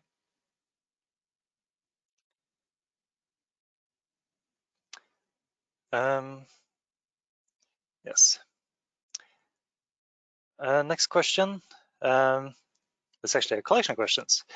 Would you ideally do all your ray tracing adjustments to the Pixelop composite adjust window rather than attempting to enable ray tracing and set it up correctly in a Unreal Engine 4 project prior to taking a project into Pixelop? You would, of course, need to enable DX12 in Pixelop Director before you launch the level to ensure that ray tracing is going to be functional. And ray tracing needs to be enabled in the project itself. But this is, of course, the same, more or less the same way you would be using ray tracing in vanilla Unreal. Tweaking your ray tracing would be also the same process as in standard Unreal. You would do it in the editor interface. I can show what I actually did. It's probably part of the reason why we had some crashes, because I haven't quite spent enough time with it, but I have a little blueprint that I'm feeding with my ray tracing settings. So the way we tend to optimize is that we will, let me actually share my screen.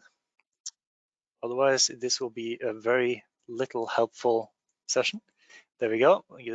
So in every level that we use ray tracing on for this particular demo, I quickly threw together a little blueprint, which is what allows me to toggle RTX on and off. This is also the same way I would go about optimizing your ray tracing. Tweak your settings in your scene and then have some kind of blueprint that would force feed these at some point during runtime, or even better, tweak these settings as things change in your scene. For instance, if you go from a virtual studio with baked light to an exterior environment which needs global illumination or ray traced lights, then you would probably be using blueprints to toggle between console commands to turn these things on and off. I know there's also widgets and blueprint utilities you can buy from the Unreal Marketplace, which are like full-fledged suits for performance optimizing ray tracing without having to build everything from scratch in blueprints. That also applies for pretty much everything in Unreal. If there's something you need to do which is based on a blueprint or complex blueprint interaction, you can probably save a lot of time by buying something pre-made and tweaking it for your needs rather than building everything from scratch. But also just to ensure that's clear, it doesn't matter if you do your ray tracing optimization in Unreal or Pixelop. The process is the same. It has no implications on performance whether you do it in Pixelop or Unreal. So you can start in Real and keep iterating in Pixeltope.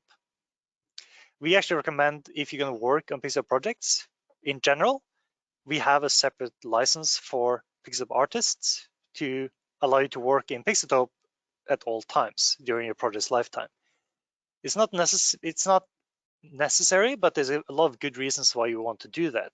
For instance, virtual camera moves will only work in a Pixeltope engine because it's based on Pixeltope logic.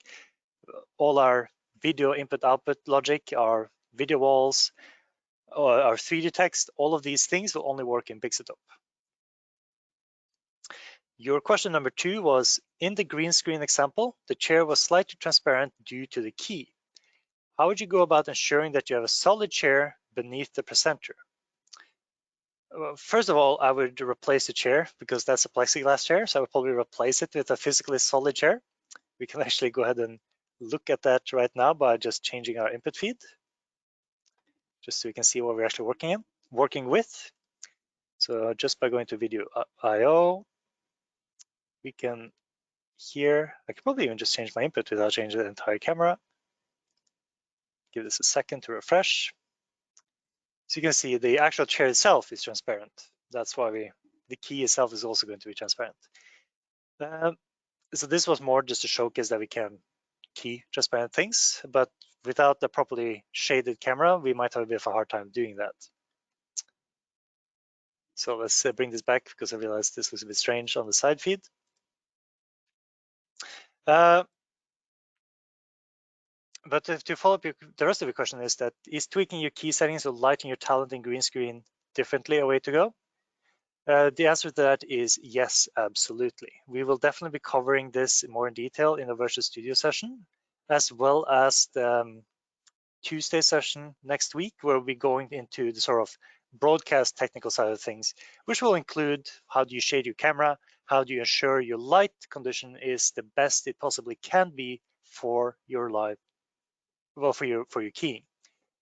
The keyer itself is only half of the work. The biggest part that people often neglect is properly lighting the green screen, shading the camera, ensuring that you have evenly distributed light, ensuring that you have ideally a 444 signal, but more realistically a 442 video signal, and ensuring that your talent is has different luma values than your green screen to help with separation of foreground and background. There's also a lot of cool utilities you can use to verify the quality of your green screen. We'll be looking at those during the Virtual Studio session and the broadcast technical session. I have a colleague who shoots in that, yes, the key here was very quick. It was shot in 10 seconds because conditions aren't quite optimal. We haven't prepared for the Virtual Studio session yet. But keying and green screen work is a detailed interplay with real-world camera and lighting, as well as tweaking your keying parameters. So pulling semi-transparent keys are fully possible, and we will absolutely be doing the water bottle test, just because I know that's what you guys tend to like to see. There was someone asking what license models do we have? We have 3 different licenses. We have live, artist, and remote.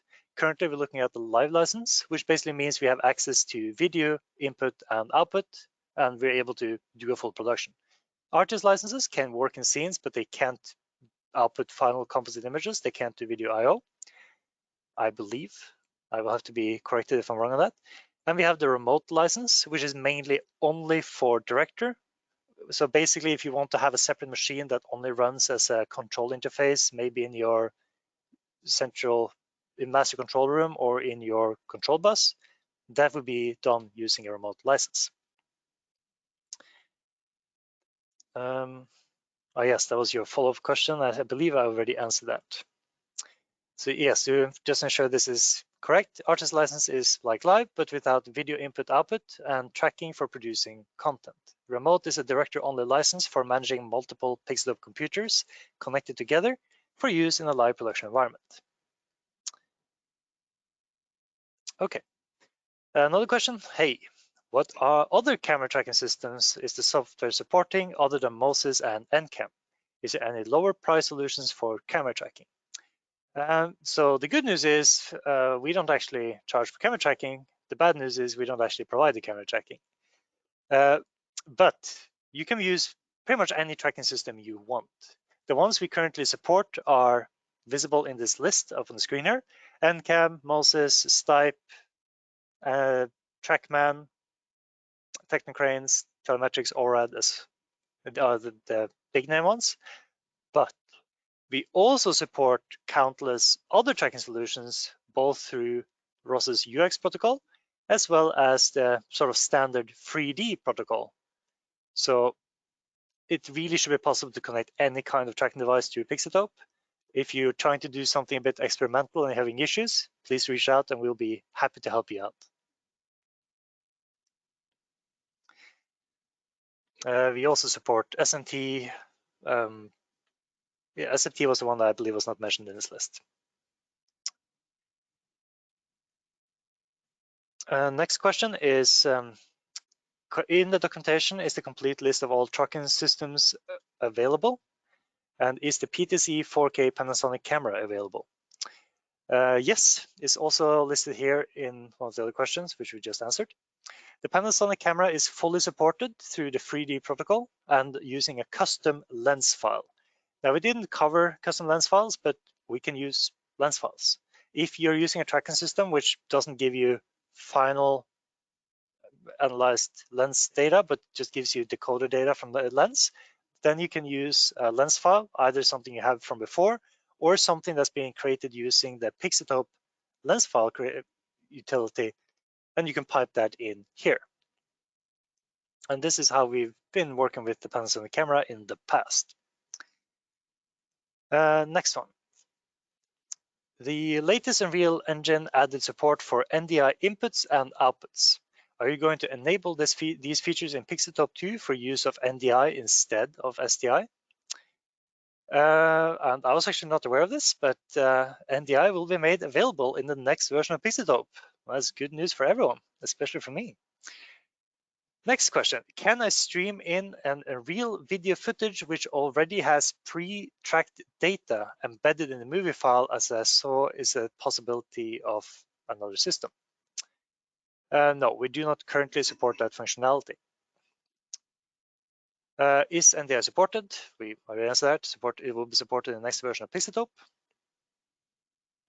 Is the Z camera supported, or will it be?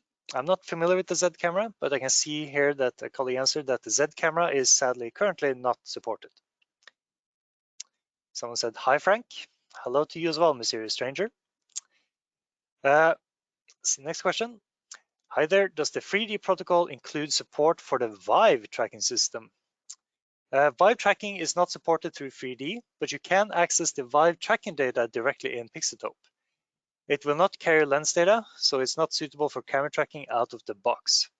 I've also seen Vive tracking being used through other third-party tracking solutions. I'm not 100% sure which productions I saw that being used, so I will not name drop them in case I'm wrong. But if that's something you're really interested in, please reach out in mail and we'll try to get back to you with the particular vendor that allows the use of Vive tracking data. Is there an easy way to switch or toggle AR mode while you are using Visual Studio? It's a topic for another day, but why don't we have a little sneak peek? So here we have an AR scene. But let's actually go ahead and jump into a virtual set. Let's create one. Let's have a quick little workshop here. So I'm going to go into my dev folder, which is where you should be doing all kinds of crazy science experiments. Level, AR, and VS. So, what did I do here? Do I want to save it? When you don't know what you change, always err on the side of caution, don't save it. We can always redo it later. So here, we're just going to create a new level. We are going to go ahead and we're just going to quickly drag in a cube. There we go. So using this, we're going to have a floor for our Visual Studio. Let's give this a checker map so you can see what's going on. We are going to grab our camera root or our track camera and just pull it back a bit. Again, you can't grab the camera itself, you have to grab the camera root. Last, we are going to add a internal composition plane. There we go. We're going to rotate it. We're going to ensure that we are using the, let's see. Yes. Let's just ensure that we're actually using green screen camera. We can't add both cameras at the same time. That's going to be a bit much. Let's squash this down. So now we basically have a very, very basic virtual studio. The typical use case for virtual studio together with AR is, for instance, when you will have your physical set on one side and you want your town to be able to walk into a green screen to walk into a virtual set extension while starting with AR in the physical set. So the way we do that, just to answer it briefly as possible, is in world settings, is where you can see the checkbox for whether Virtual Studio is enabled. You can also go ahead and enable AR. And now, if we change to our ViewSeek output,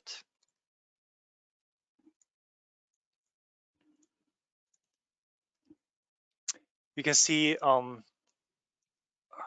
this side here, we are seeing a final composite output using ViewSeek, which is now, it has a talent. We have a Virtual Studio floor, and we have the backdrop, which is now full basically an AR backdrop. You can also go ahead and just add a few elements in here. So you can see here, I am now able to add geometry behind my keyed talent. But I'm still seeing the AR backdrop in the background. This can, of course, look even better if we go back into our keyer. And in this particular case, we probably don't want to be using D-spill. So now you're seeing AR behind a virtual studio, and in front, we have our keyed talent. We can even hit F8 to decouple from a tracking. And we can see this all being projected from the camera. We can see these layers in real time. I know this isn't really fancy to look at. It's just kind of a tech overview, but I hope this answers your question. And rest assured, we'll be diving into use cases for this over the next week. Next question. Could you create any kind of 2D graphic in Unreal and use it as an internal texture? Now, I'm not 100% sure what you mean by internal texture, but I'm assuming you mean either rendering or baking or saving it somehow. This can be done using there's different ways of doing render targets within Unreal, which allows us to use render out the texture and use that in a material or as a debug source or whatever, really. One way, as Marcus answered, is using the UMG system. Next question, do you have any predefined BPs to use in election graphics? For instance, pie chart, bars, and so on and so forth. I don't have anything at hand, but since you're curious about it, I will actually try to get something built in time for the Visual Studio session we're going to be having in a few days' time. So if you come back on Wednesday, I'll have some bar graphics ready for you. How is the external data, election results, for example? How do you take an external data like election results, for example, and use it inside this system? That would be ideally through our protobuf API as described earlier. We will be showcasing an example of taking live external data. In that this situation is going to be weather data, but it could be any kind of data stream or JSON package or whatever. And we'll be showcasing how to do this, I believe, on Thursday or Friday. Let me quickly check the schedule. That's going to be covered on Thursday, data integration. Next question, you mentioned 2 different tracking cameras that you have in the studio. One is NCAM. Can you say more about the other one? Because I've never heard about it. So we called it the bright camera. That's just the name of the camera in our routing panel, but that doesn't really mean anything. It's just, I'll explain what we were seeing. So in a configure camera, you can add a camera system. The camera system can be called anything. We called it Bright In for some reason because this office space is called Bright, I suppose, and it's the in for input. But that's not, it doesn't have anything to do with the actual physical camera or the physical tracking system. So the camera name can be anything, as you see here. But this camera, the AR camera, is using the Moses mechanical tracking solution, which I forget the name of. Do you remember the model name? The actual camera, we can actually take a look at it. I will just pivot my webcam. So it's simply a fairly standard camera over there. It might be hard to make out, but if you look at this cylindrical device on the mount, that's the mechanical tracking solution. So that is again a mechanical tracking system from Moses. Next question is, how do you play or control Targa sequences or 4K video in Unreal Engine or Pixeltope? That would be the same way you would control and play standard HD video. We've experimented with 4K and there has been no issue, at least not, especially not if you take in video as video files. For instance, using HAP encoded MP4 files. We can actually take a quick look at that right now. I'm actually already in the editor. Something that's worth mentioning before we even start with this is if you're going to be using incredibly huge or heavy media streams, it is definitely worth going into your project settings, search for media, and all the way at the bottom, you'll find some utilities for Windows Media.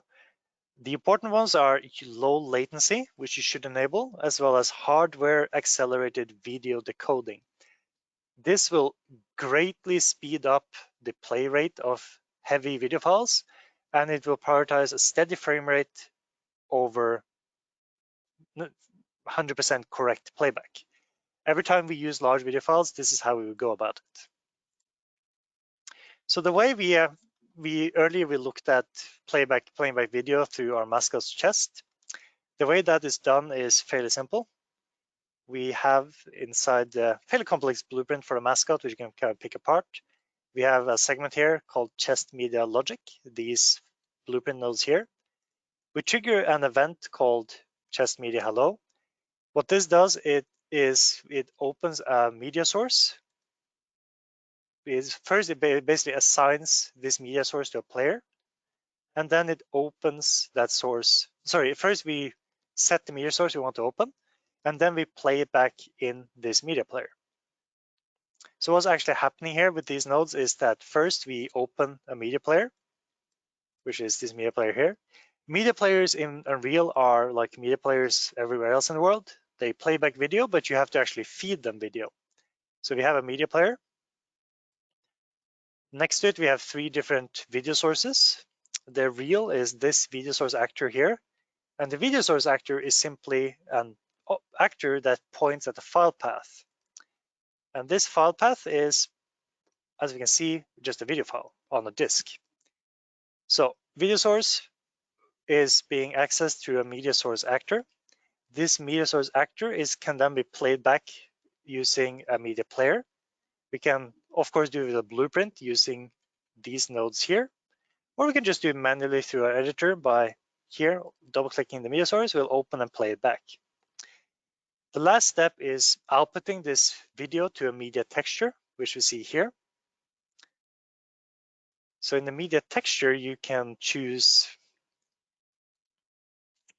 which media player this texture is connected to. And this is a final texture output, which then can be used in a material, which then can be used on any surface or object in your scene. So here I could go ahead and make, let's do that in my dev folder. I can make a video. Now we have a new material. Then we can go back to this media player, which I now just lost, I believe it's here. We can drag the media texture into this new material. We can pipe it into materials as color, for instance, emissive color. And now if I put this material on a object. And if I trigger the media player with a video source, either use manually or using a blueprint. So you see here, I have the media player. I'm going to open the reel. And now we see the texture being applied material and therefore being projected onto our object using the UVs of the object. So it might seem a bit convoluted, but this is really an ingenious system because it's so incredibly flexible. Once you've built your sort of media player framework, you can easily jump between video files. You can pre-cache video files before you play them back in the virtual video wall. You can blend between video files. You can do all kinds of media handling using fairly simple blueprints. And this would not really change whether you're using a video source or an image sequence, or and whether that material is 480p or 1080p or 4K. If you want to use image sequences, instead of using a file media source, you'll be using an image media source, which would be, again, an image sequence. Or if you want to use a web stream, you can also do that using a streamed media source from web. Okay, so see, I believe we're starting to reach the end here. How would you create a composite geometry for a U-shaped green screen, for instance, so that different camera angles always allow to see the composite mixing? That's also a very good question. Now, there's multiple ways you could do that. If that U-shaped green screen is just basically two side walls, a back wall, and a floor, generally speaking, I wouldn't worry too much about the bevel you're probably going to have. I would just do that with multiple composition planes. Because as you can see here, if we jump into our studio scene,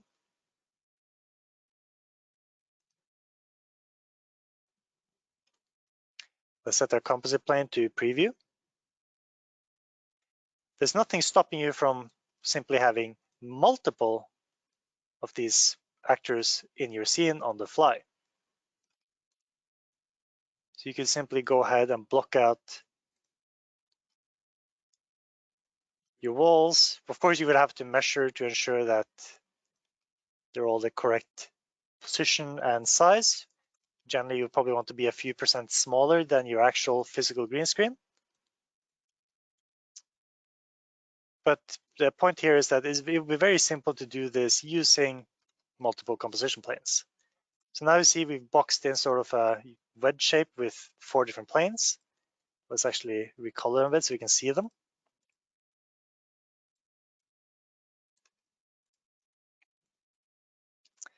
Yeah, so this is more or less how we would go about doing that in a speedy situation.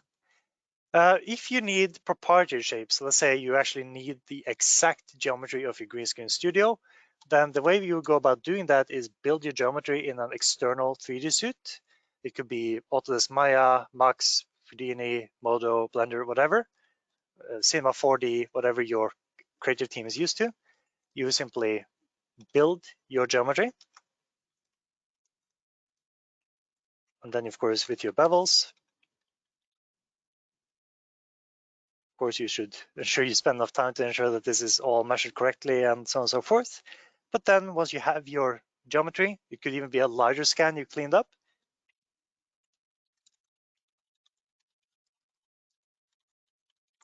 Then you can just take that as an FBX.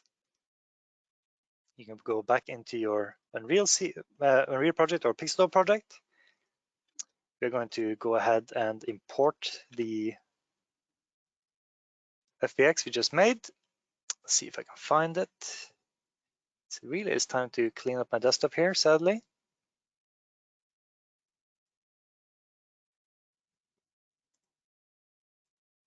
There we go, there it is. So I'm just going to drag FBX in here. Then we go get the FBX import menu. I'm not going to combine anything. I'm not going to create any materials. Done. Oh, I forgot to uncheck create materials, so it did anyways. That's fine. And here we can see that we have our geometry. Now, the normals are flipped, but that shouldn't really matter. I can now just take this geometry I just imported, I can select a comp plane, like so. Oh, okay, let me just go ahead and turn off ray tracing because we haven't optimized that correctly in that set. So it will be notoriously unstable.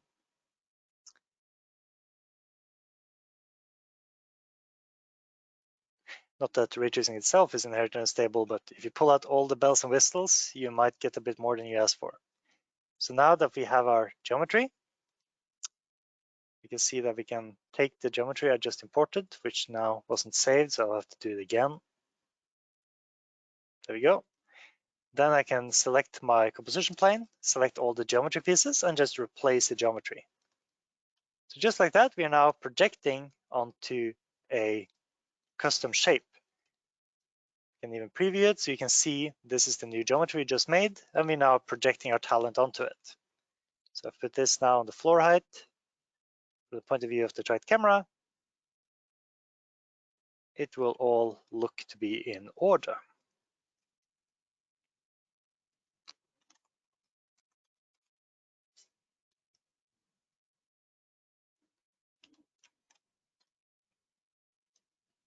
Let's see here.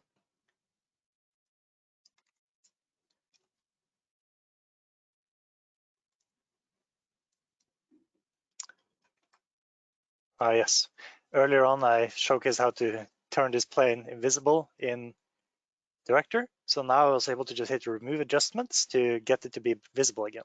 So here we can see our custom shape for our composition plane. Next question is,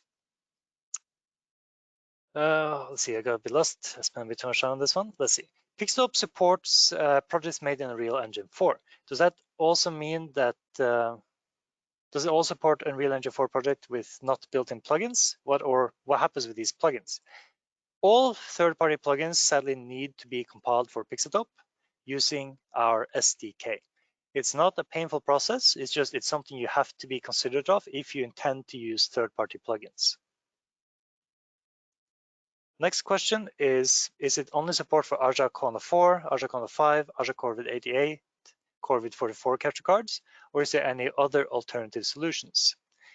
We currently only support Aja video input-output cards. We also support the Aja IO 4K, which you can review from arja.com/product/io-4k.-plus.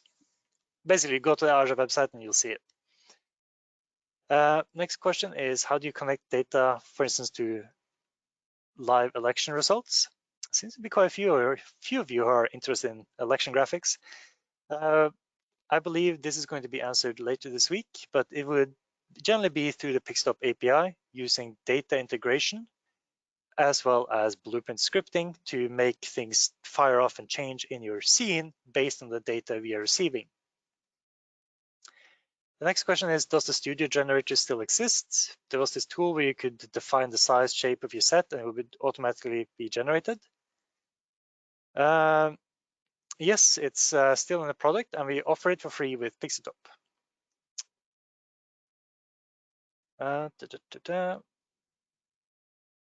Next question is, let's say you create a project in Unreal and want to import that into Pixelop.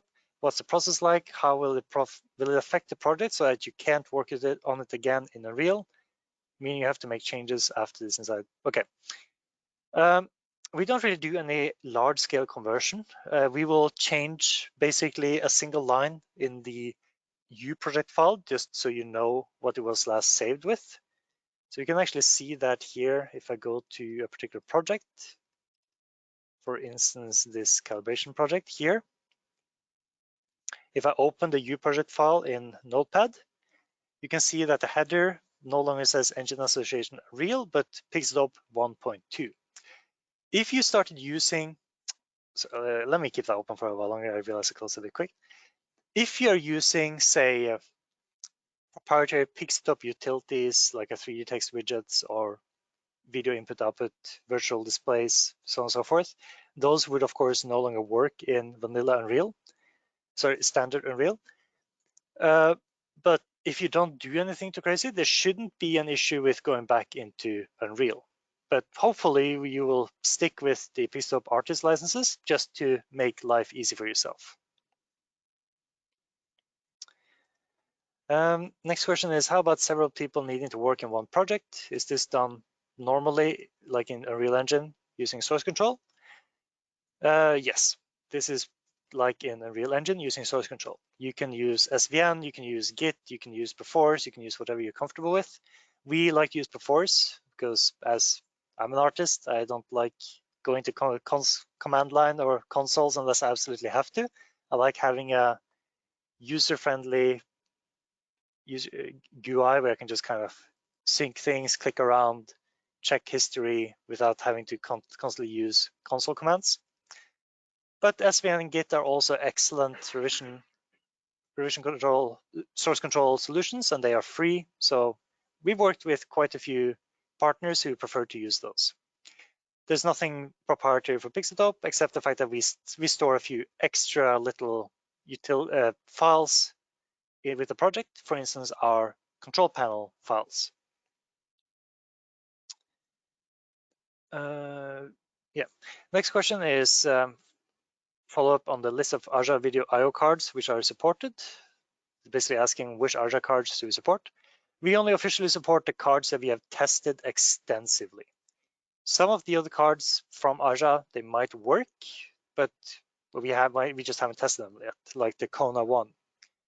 We also started testing the external Aja input-output devices, and they do work. We have used them in productions, but I believe we haven't put them to the same rigorous testing as the internal cards, which I believe is why they're not currently in the official list of supported products.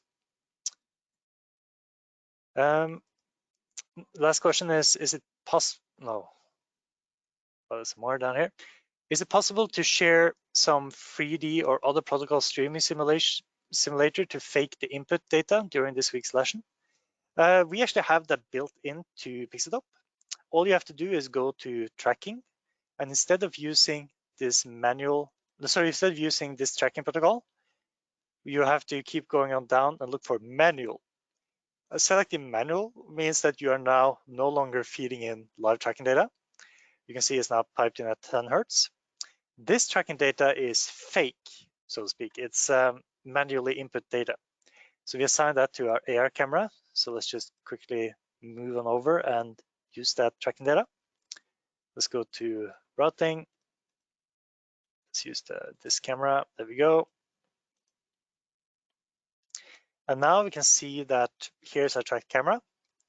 If I go into director now, first of all, as you see the tracking data up here, it all seems doesn't seem genuine. There's a lot of very round tens and such. And if I go down to tracking, the only way I can start offsetting this is using, or the way I offset and feed in fake tracking data is using the camera calibration tracking panel.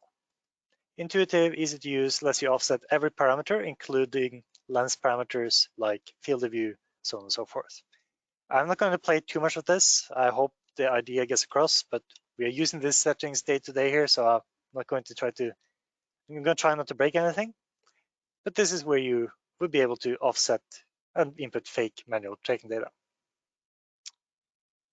The next question is it easy to add buttons or other control in Director to manage different actions of the scene? The answer is yes, absolutely. An example of that would be, let's say you have an object, you want to move it from A to B, for instance, a virtual monitor. Let's jump into my sort of dummy scene here. I did forget to save it, that's fine. We're just going to add a floor. Let's give ourselves a light source. Let's just simulate, because if you hit simulate, you don't use the tracking data, so you're now able to fly around freely. Let's say that all we want to do is make a blueprint that animates an object from position A to position B. So the way you would do a basic action like this is, if you don't already have a blueprint made, which you can just feed with parameters, which is what we recommend, you shouldn't build a blueprint every time you want to do something. You'll want to build templates which you can recycle for the future. let's say here we have a very specific use case. We need to do something particular with this cube here. We want to animate this from position A to B and make a control panel button for it. So I will quickly make a cube. I'm going to convert this into a new blueprint in my dev folder. I'm going to call this BP move cube.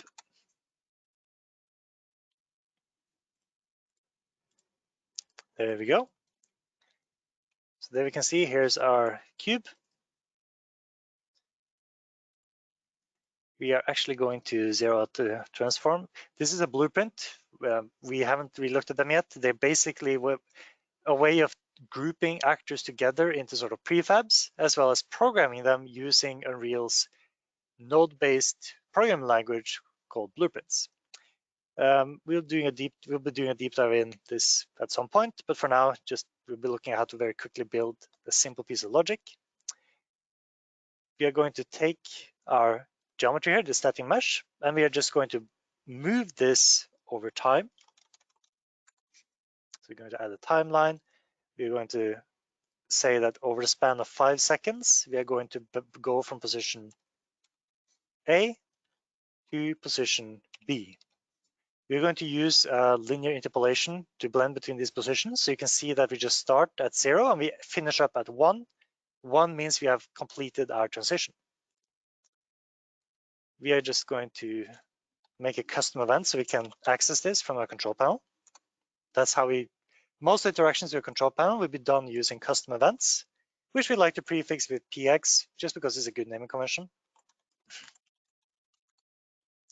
Just like that, we'll play from start. And using this, we are just going to set relative location of the cube.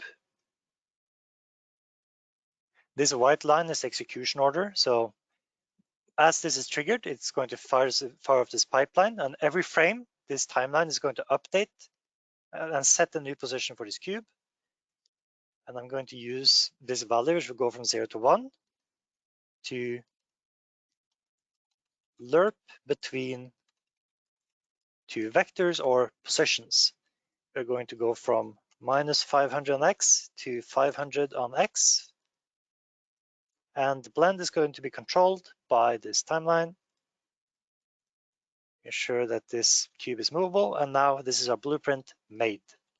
Now, if I go ahead and go into my director, we will create a new control panel from scratch.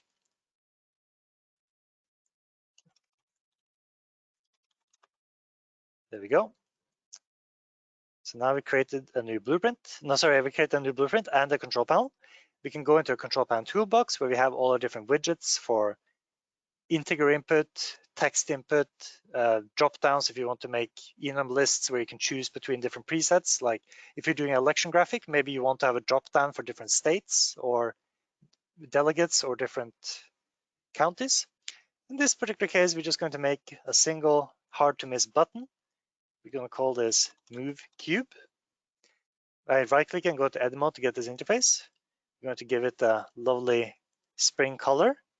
And we're going to give the cube a function or a target. The target is the action of the cube, or what does this cube point to in the scene. So the target, we can see our BP move cube or blueprint to move the cube right here. Selecting it gives us direct access to everything in the blueprint, including the custom event we just made. Select apply save. And now if I click this button, nothing is going to happen, as we can see, because blueprints only operate during runtime or while you're simulating. So now clicking this button, we can see we made a simple blueprint that animates this cube from A to B over a distance of 10 meters or 1,000 units from 500 to -500. And I can click it as many times I want, and it will just restart from scratch. And then you just extrapolate from this. Then you add logic to play the other way, reset, pause, resume, do other actions, blend from A to B to C, or go there from A to C.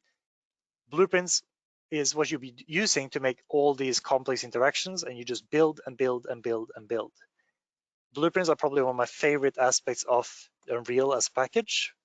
And it's a great way for someone that might not be a programmer at heart to still have a very user-friendly, intuitive way of creating game logic, which basically is what we're doing. So, next question. What's your recommendation for input camera signal, 1080i or 1080p? We support both, and we have a very solid built-in deinterlacer, which can be used when you need to. You typically need to use the deinterlacer, for instance, when you're using a Visual Studio to get rid of interlaced caused artifacts in your key or in our composite. Generally speaking, though, we will always recommend a progressive signal if it fits into your broadcast pipeline. Progressive is always preferable to interlaced. Next question is this because the engine works in progressive mode? Because they saw the answer before the rest of you did. The answer is yes, that's one of the reasons. There's also certain operations like convolution-based bloom and certain blur effects that only works on progressive images. Next question, do you support 5994p 1080? If yes, what kind of Genlock sync source do you use? Are you able to Genlock output with 5994p tri-level? Okay, I'm not sure if I caught all the news of the question, so I'll answer as best I can. We do support 5994p. I don't see any reason why we shouldn't. Let me just double check in case I'm having a stroke. So let's go to our setup. We go to our configuration, video input output, and we can look at our input formats.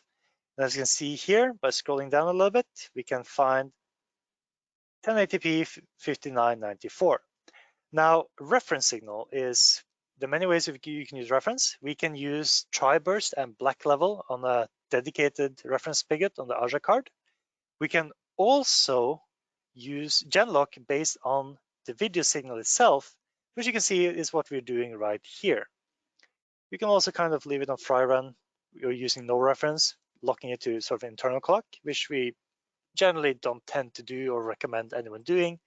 But there are edge cases where it's just you're out in the wilderness, there's no way of getting a clean signal. You might have to fall back to desperate measures in desperate times. But you have all options readily available from the routing panel right here.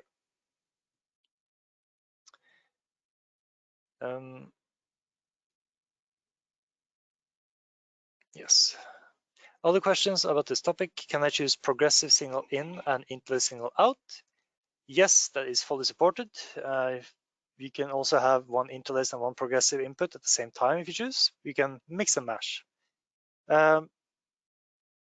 You probably, for several reasons, should try not to mix and match frame rates, but that's going to be on you if you choose to do so. You have the freedom. Okay, so I think sadly these are all the questions we're going to have time to answer for today. We've already greatly went past our allocated time slot, so I understand if some of you might be ready to get on with your days. But just to wrap this up, I would like to thank all of you for showing up. It's been great to see so many of you here today. And just to cover what we're going to go through tomorrow. Tomorrow is going to be the first more hands-on session on how to work creatively in Pixeltop. The use case is going to be AR. We're going to look at how to create an augmented reality set from A to C, including the technical setup. How do we integrate the virtual with the real in terms of compositing settings, post-process effects, holdout objects, and so on, as well as a deep dive into virtual characters and how do we control them. So thank you to all of you for spending time with us here today. And we're hoping to see all of you and all your friends tomorrow. Thank you. That's your cue.